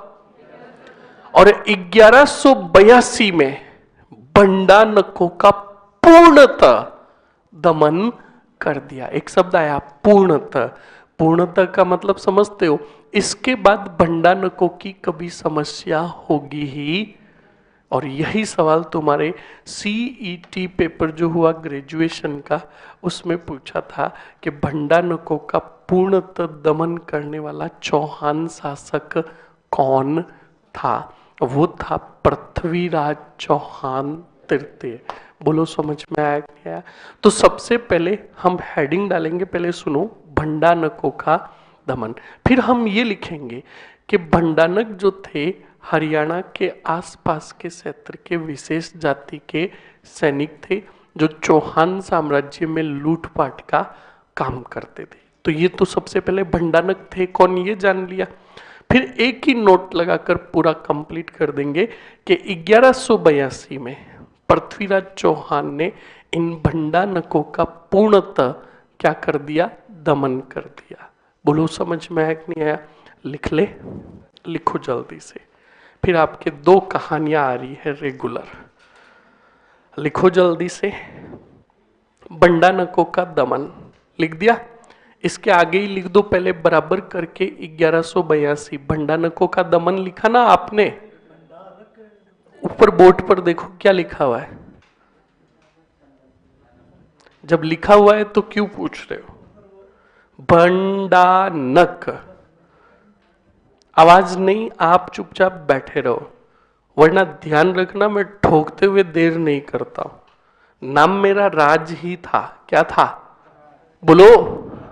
पिता ने लक्कड़ देखकर वीर की उपाधि दी है और नाम पड़ गया। हाँ, तो इसलिए ध्यान रखना, पढ़ाई के समय थोड़ा भी अनडिसिप्लिन तरीके से मुझे दिखाई दिए ना, तो ध्यान रखना हालत खराब हो जाएगी। और फॉर काइंड योर इंफॉर्मेशन ये भी बता दूं, आरएस और एसआई के जितने कितने भी बैचेस चलते हैं, उसमें कुछ होते हैं बैच के अंदर खुरापाती दिमाग के। वो कोई भी अगर बदमाशी करते तो एक ही बात कहता है, इसको राजवीर के पास भेज दो, वो जाने रे इनका काम जाने। वो हाथ जोड़ देता कि बाप की कसम आज के बाद कोई भी मैं गलती नहीं करूंगा, क्योंकि मेरे पास आता है तो आपका डाटा पूरा पड़ा है। पहले फोन लगाया जाता है आपके पेरेंट्स को और सूचना दी जाती कि आपका शहजादा ये कर रहा है, अब बताओ इसको माफ करना चाहिए और क्या करना चाहिए। तब पिता कहेंगे इसकी खालड़ी में लूण भर दो, तब लगाता हूं मैं रूम की कुंडी, और फिर क्या होता है सोच लो। स्पष्ट कह रहा हूं, स्पष्ट कह रहा हूं, ध्यान रखना। और इंसान की सबसे हालत खराब कब होती है? जब अपनी शिकायत पेरेंट्स के पास जाती है। इस बात को ध्यान रखना, वरना हम भी तो कहते हैं मैं कि रही बापू ही कौन डरू सिवाय मारे बापू। समझ में आया कि नहीं आया? बिल्कुल सही है। अब जिस पेरेंट्स ने हमारे लिए इतने अच्छे सपने देखे हैं, वो घर पर ये सोच रहे कि मेरा बेटा आरएस की तैयारी कर रहा है, अधिकारी बनेगा, और जब उन्हें वास्तविकता पता चलेगी तो बताओ उनके सपने चकनाचूर हुए कि नहीं हुए? तो जब आपको यहां भेजा है, जिस काम के लिए भेजा है, तो डेडिकेशन के साथ वो काम करो। समझ में आया? लिखो जल्दी से। भंडानकों का दमन बराबर करके लिखो आगे यहीं पर 1182 लिख लिया। अब लिखो इसी के अंदर लिखो भंडानक। भंडानक विशेष जाति के सैनिक थे,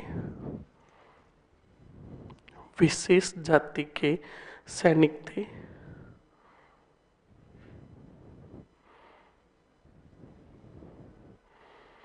विशेष जाति के सैनिक थे जो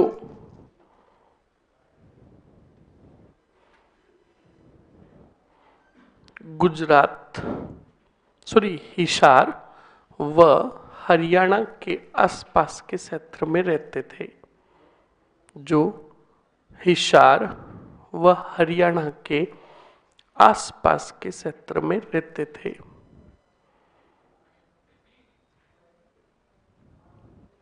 यह चौहान साम्राज्य में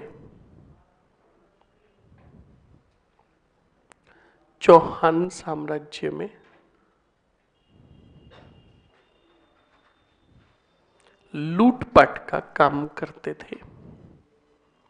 चौहान साम्राज्य में लूटपाट का काम करते थे। लिख लिया?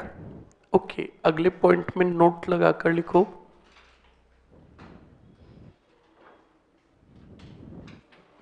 ग्यारह सौ बयासी ईस्वी में 1182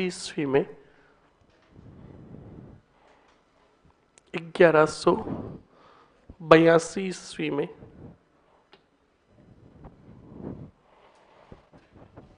पृथ्वीराज चौहान ने इन भंडानकों का पूर्णतः दमन किया। इन भंडानकों का पूर्णतः दमन किया।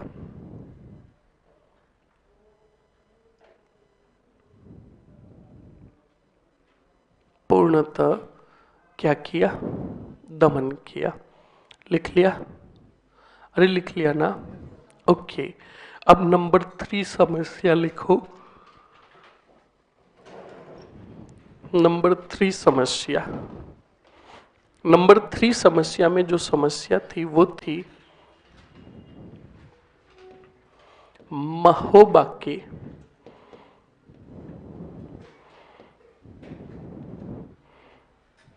परमर्दी देव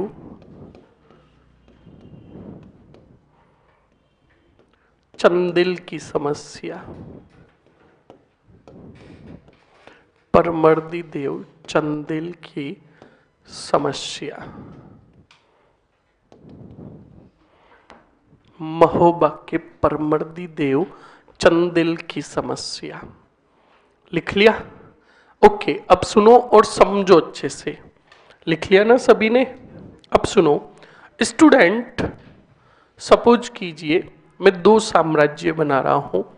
इधर साम्राज्य है पृथ्वीराज चौहान का और इधर है साम्राज्य का नाम, बोलो क्या लिखा? बुंदेलखंड। और बुंदेलखंड में शासन जो कर रहे थे, कौन से वंश के कर रहे थे?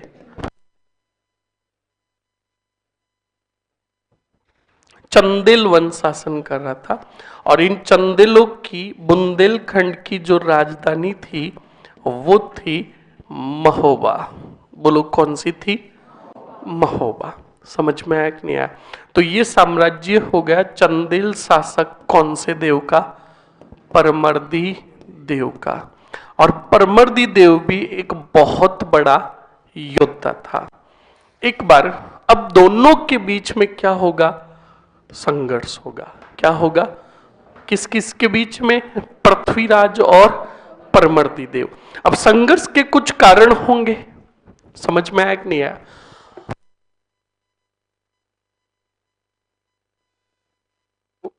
सपोज करो एक स्टूडेंट्स मेरे पास आता है और स्टूडेंट मेरे को आकर कहता है कि सर उस लड़के ने मेरे को थप्पड़ मार दी। बिल्कुल ठीक है।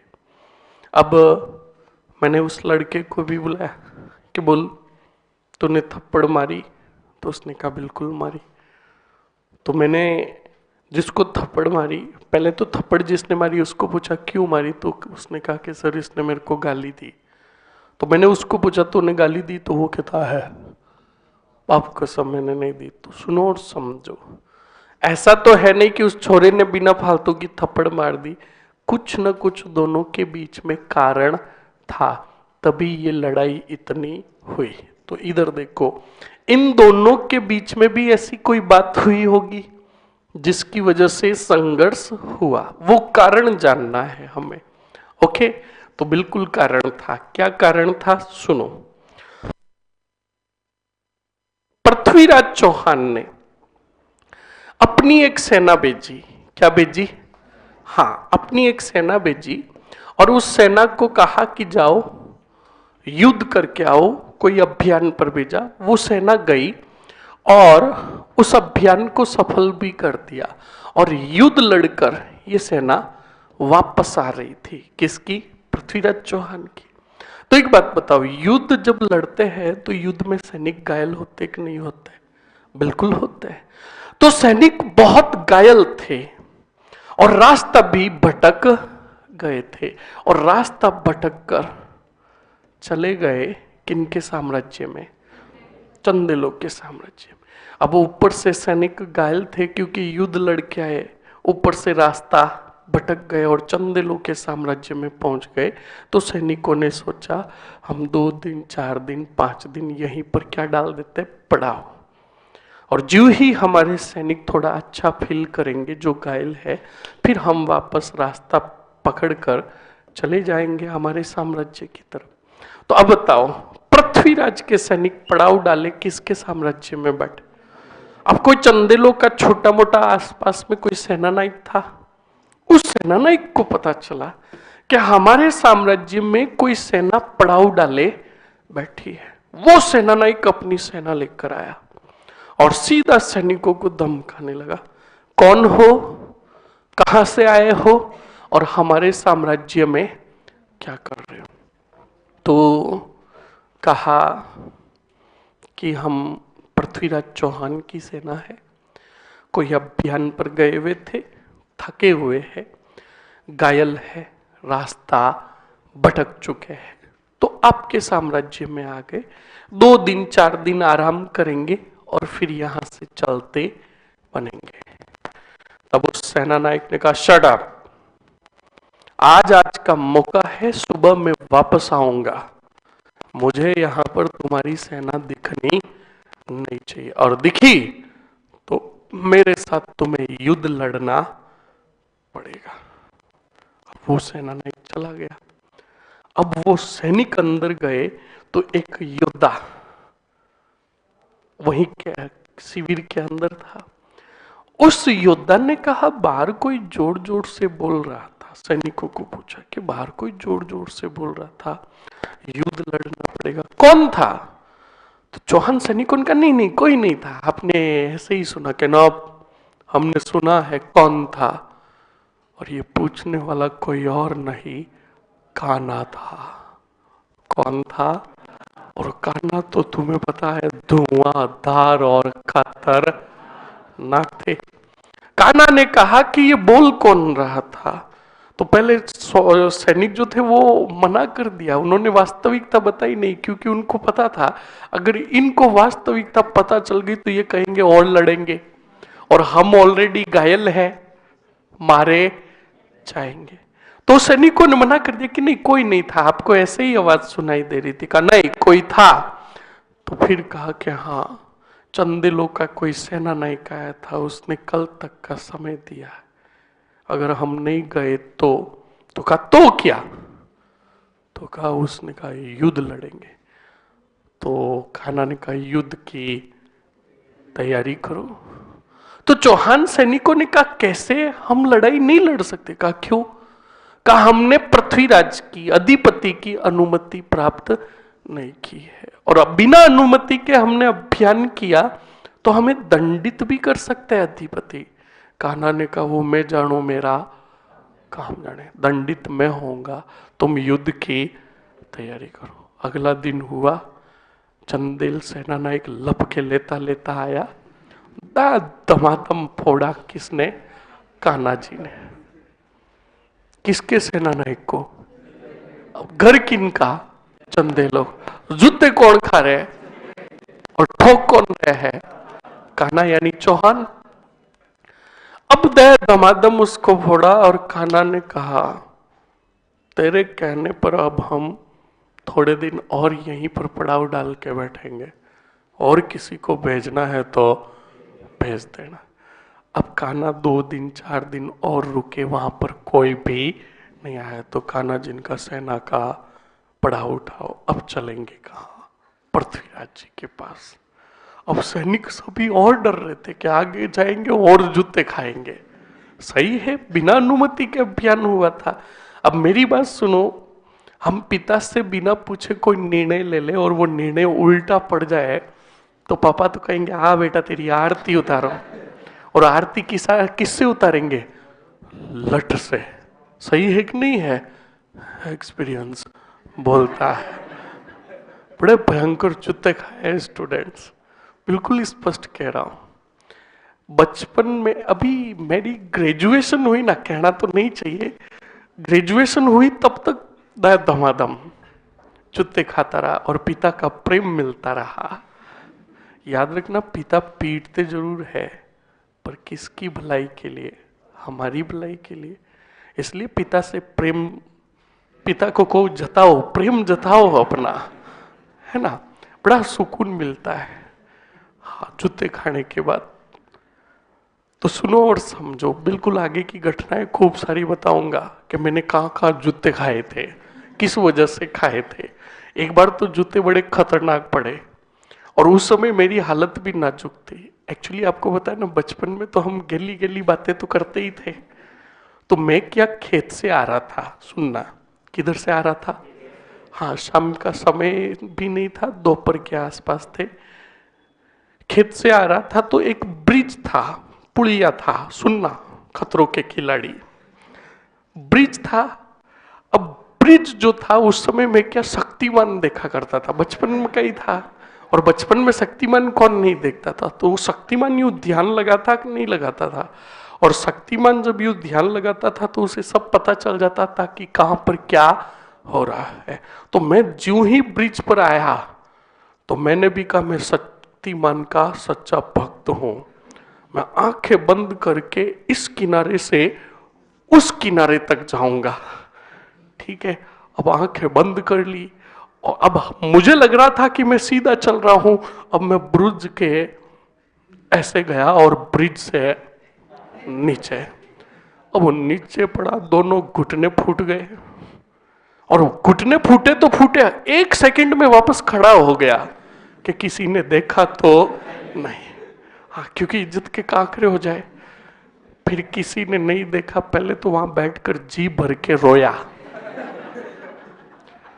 और फिर घर पहुंचा तो दमराज किलमिश रूपी पिता ने पूछा कि ये क्या हुआ? तो मैंने कहा हे प्रभु,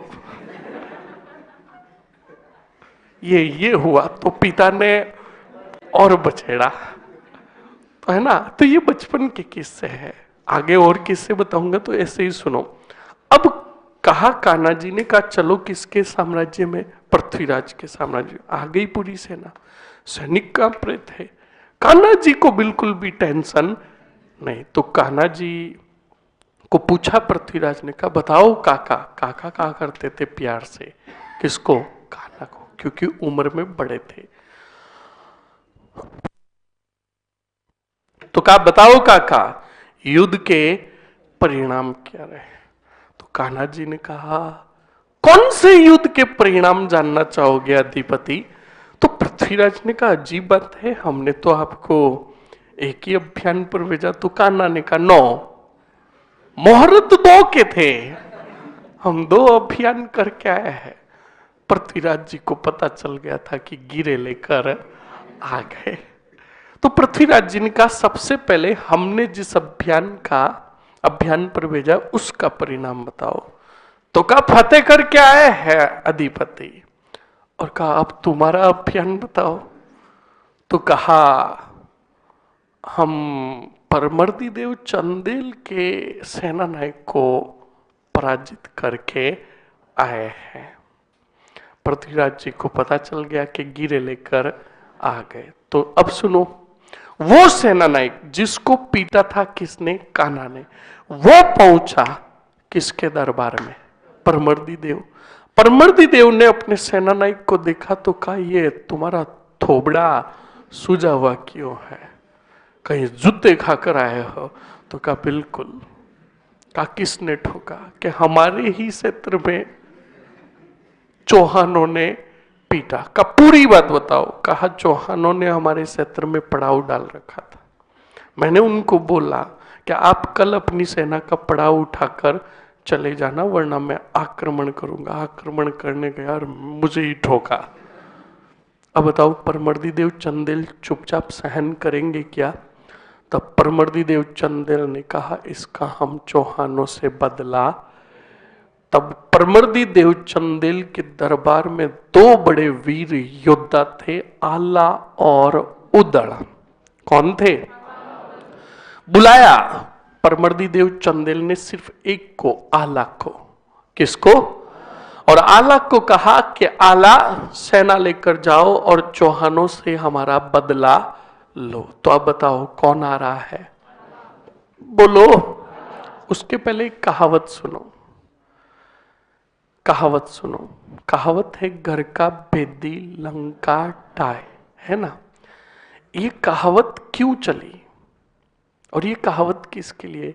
कि कोई घर का आदमी ही हमारे भेद खोल देता है तो हम पराजित हो जाते हैं, या हमारी जो गोपनीय बातें होती है वो खुल जाती सबके सामने। और ये कहावत चली रामायण से। सही है कि नहीं है? याद कीजिए रामायण का लंका कांड। और लंका कांड के दौरान जब राम ने रावण को तीर मारा था नाभि में और रावण दुनिया छोड़कर जा रहा था, तब भगवान श्री राम ने कहा कि लक्ष्मण, इस दुनिया का सबसे ज्ञानी जो है वो रावण है। जाओ, मैं तुम्हें आदेश देता हूं कि जाओ और रावण से शिक्षा ग्रहण करो। तब लक्ष्मण गए और लक्ष्मण ने जाकर, रावण ऐसे पड़ा था तो रावण को बड़ी तकलीफ हो रही थी, क्योंकि शरीर में बाण लगा हुआ था और शरीर पे खूब सारे घाव भी थे, क्योंकि युद्ध उसने लड़ा था। तो बड़ी तकलीफ में था रावण। तो रावण की तकलीफ को देखकर लक्ष्मण गए और उसका सिर उठाया और अपनी गोद में रखा और कहा आप मेरे गुरु, मैं आपका शिष्य, शिष्य समझकर आप मुझे उपदेश दीजिए, ज्ञान दीजिए। तब रावण की इसी एक बात से अंदाजा लगा लेना कि रावण कितना बड़ा ज्ञानी था। रावण ने कहा कि लक्ष्मण, शिक्षा ग्रहण की जाती है तो गुरु के सिर पर चढ़कर नहीं, पैरों में बैठकर शिक्षा ग्रहण की जाती है। तो लक्ष्मण ने कहा इसका हमें ज्ञान था, पर आप बड़ी तकलीफ में हो, आपकी तकलीफ हमसे नहीं देखी गई। तो लक्ष्मण को कहा, रावण ने कहा अभी हम आपके गुरु हैं और गुरु की तकलीफ सिर्फ गुरु की होती है, आप हमारे शिष्य हो, जाकर चरणों में बैठो। तो बिल्कुल लक्ष्मण गया, चरणों में पैरों पे हाथ लगाकर बैठा। तब रावण ने सिर्फ 4 बातें ही बताई, शाम, दाम, दंड और भेद, जिसमें मैं आपको बताऊंगा भेद। कहा कि लक्ष्मण, कैसी भी स्थिति बनी तू तेरे भाई के साथ खड़ा रहा, तू तेरे भाई के साथ खड़ा रहा, मेरा भाई मेरे साथ नहीं रहा। किसकी बात हो रही थी? और विभीषण किसके साथ था? तो कान खोल के सुन लेना, भाई बनो तो लक्ष्मण जैसा, ना कि विभीषण जैसा। उस समय विभीषण का भी चेहरा शर्म के मारे लाल हो गया था जब रावण ने ये बात कही। सही कहा था रावण ने, कोई गलत थोड़ी कहा था। रावण ने कहा कि लक्ष्मण, कैसी भी स्थिति बनी तो तू तेरे भाई के साथ रहा, मेरा भाई मेरे साथ नहीं रहा, इसने विरोधियों का साथ, तेरे भाई का साथ दिया, वरना तेरे भाई में इतनी हिम्मत नहीं कि वो मुझे पराजित कर सके। तेरे भाई से बड़ा साम्राज्य मेरा, तेरे भाई से ज्यादा ताकतवर मैं, तेरे भाई से बड़ा ज्ञानी मैं, बस मेरे भेद जो थे खोल दिए मेरे भाई ने।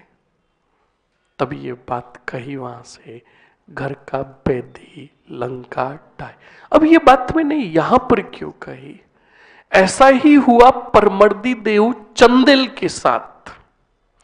परमर्दी देव चंदेल के साथ भी ऐसा ही हुआ, घर का बेदी लंका।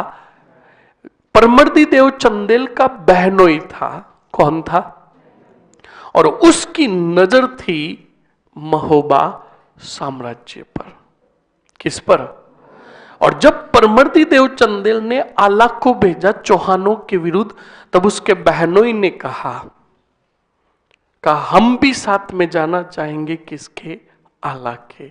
तो बिल्कुल का अनुमति है। तो बताओ, अब आला और आला के साथ परमर्दी देव चंदेल का बहनोई भी आया और अटैक किया किस पर? चौहानों पर। आला जिस तरीके से लड़ना चाहता था उसे लड़ने नहीं दिया। किसने? बहनोई ने। इस वजह से हार हुई किसकी? आला की। आला बेचारा हार कर वापस आया। उधर परमर्दी देव चंदेल को तो ये लगा कि विजय हुई किसकी? आला की। तो परमर्दी देव चंदेल ने पूछा आला को कि बताओ युद्ध के परिणाम क्या रहे? तब आला का शर्म के मारे सिर झुक गया, तब लाल पीला हो गया। बोलो कौन? और परमर्दी देव चंदेल ने बड़े दरबार के अंदर आला और आला के साथ उसका जो सहयोगी था उदड़, दोनों का बड़े दरबार में अपमान किया। बोलो क्या किया? अब जब आला और उदड़ का अपमान हुआ स्टूडेंट, भयंकर अपमान हुआ, तो हमारे कहावत है राजस्थान में कि परगर पगनी मेलणो बिना मान मनवार। यानी जिस जगह पर मान सम्मान नहीं होता वहां पर तो जाना भी नहीं चाहिए। बिल्कुल आला और उदड़ नाराज होकर महोबा छोड़कर चले गए। ओके, अब सुनो, ये एक षड्यंत्र था बहनोई का। किसका? बहनोई को पता था कि जब तक आला और उदड़ महोबा में रहेंगे मैं महोबा पर अधिकार नहीं कर सकूंगा, तो मुझे सबसे पहले महोबा से दूर करने होंगे आला और। बताओ दूर किया कि नहीं किया? दूर कर दिया। आला और उदड़ जब महोबा छोड़कर गए तो आला और उदड़ बड़े वीर योद्धा थे। आला और उदड़ के बारे में पता चला कनौज के जयचंद गहड़वाल को। जो संघर्ष चल रहा था उसका भी पृथ्वीराज चौहान के साथ। पृथ्वीराज चौहान की दुश्मनी थी जयचंद के साथ। तो जयचंद गहड़वाल को पता चला कि आला और उदड़ को महोबा से निष्कासित कर दिया। तो कनौज के जयचंद गहड़वाल ने कहा ऐसे वीर योद्धाओं की हमें जरूरत है, बुलाओ हमारे पास आला और उदड़ को। अगर वो हमारे साथ हो गए तो हम पृथ्वीराज को बड़ी आसानी से पराजित कर देंगे। बिल्कुल आला और उदड़ को बुला लिया। कहां? कनौज। अब सुनो, इधर बहनोई ने षड्यंत्र रचा और गोपनीय रूप से संदेश भेजा पृथ्वीराज चौहान को। पृथ्वीराज चौहान को संदेश भेजा कि सुनहरा मौका है चौहान, परमर्दी देव चंदेल अकेला है, आला और उदड़ महोबा में नहीं है, सुनहरा मौका है, आक्रमण करो। किस पर? महोबा पर, और फतेह कर लो किसको? महोबा को। पृथ्वीराज को यह संदेश मिला तो बिल्कुल साम्राज्य विस्तार के तहत जाएंगे कौन? पृथ्वीराज। पृथ्वीराज अपनी सेना लेकर रवाना हुए महोबा की तरफ। जानकारी मिली परमर्दी देव को। जब परमर्दी देव को जानकारी मिली तो परमर्दी देव को अब विकट समय में वापस याद आई किसकी? आला और। पर वो दरबार में थे, पर परमर्दी देव ने सोचा कि अभी भी देरी नहीं हुई है। परमर्दी देव चंदेल दौड़कर गया आला और उदड़ के घर पर और जाकर मिला उनकी मां से। अपना जूता उतारा और आला और उदड़ की मां को दिया और कहा कि मां इसी जूते से मुझे पीटो, मेरे सिर पर मारो, क्योंकि मैंने बड़े दरबार में तुम्हारे दोनों वीर योद्धाओं का क्या किया? अपमान किया। पर एक बात बताओ मां, राजा और सेनानायकों में क्या कभी कहा सुनी नहीं होती है? माना कि हमने अपमान किया है और अपमान का हमें वापस पश्चाताप भी है, हम आपसे माफी मांगते हैं। पर आप एक बात बताइए, वीर योद्धा का कर्म होता है कि वो मातृभूमि की क्या करे, और हमारे साम्राज्य पर खतरा मंडरा रहा है। बुला लो माँ अपने दोनों वीर योद्धा आला और उदल को। तो बिल्कुल स्टूडेंट, आला और उदल की माँ ने पत्र भेजा, कहा कनौज, कहा कि ये तुम्हारी माँ का आदेश है, वरना राजा और सेनानायकों के बीच में तो लड़ाई होती रहती है। एक वीर योद्धा का प्रमुख कर्तव्य ही यही होता है कि वो अपने मातृभूमि, अपने साम्राज्य की क्या करे, रक्षा करे। मेरा पत्र मिलते ही तुम दोनों अपनी संपूर्ण सेना लेकर महोबा पहुंचो और बचाओ अपने साम्राज्य को। अब ये पत्र पहुंचा, बोलो कहाँ? कनौज। किसके पास? आला और उदल के पास। तो आला और उदल हाथों हाथ वहां से सेना लेकर रवाना हुए। तो जयचंद गैडवाल ने पूछा कि आला और उदल इस तरह से अचानक जाना, कारण क्या है? तो कहा कारण यह है कि हमारे साम्राज्य पर खतरा मंडरा रहा है और हमें अपने साम्राज्य को बचाना है। तो जयचंद ने कहा किसका खतरा मंडरा रहा? तो कहा पृथ्वीराज चौहान का। तो जयचंद ने कहा क्यों नहीं, तीर एक चलाऊं निशाने कितने साधु? दो। तो कहा, जयचंद ने कहा आपका दुश्मन हमारा दुश्मन, अब हम अपने दो पुत्रों को सेना देकर आपके साथ भेजते हैं। अब बताओ सेना लेकर आ रहे हैं कौन? आला और उदल। उधर से परमर्दी देव चंदेल ने अपनी सेना भेजी, बोलो किससे युद्ध लड़ने के लिए? पृथ्वीराज। अब पृथ्वीराज चौहान और परमर्दी देव की सेना के बीच में भयंकर युद्ध हो रहा था तुमुल नामक स्थान पर। कौन से स्थान पर? अब तुमुल में युद्ध बड़ा भयंकर हो रहा था।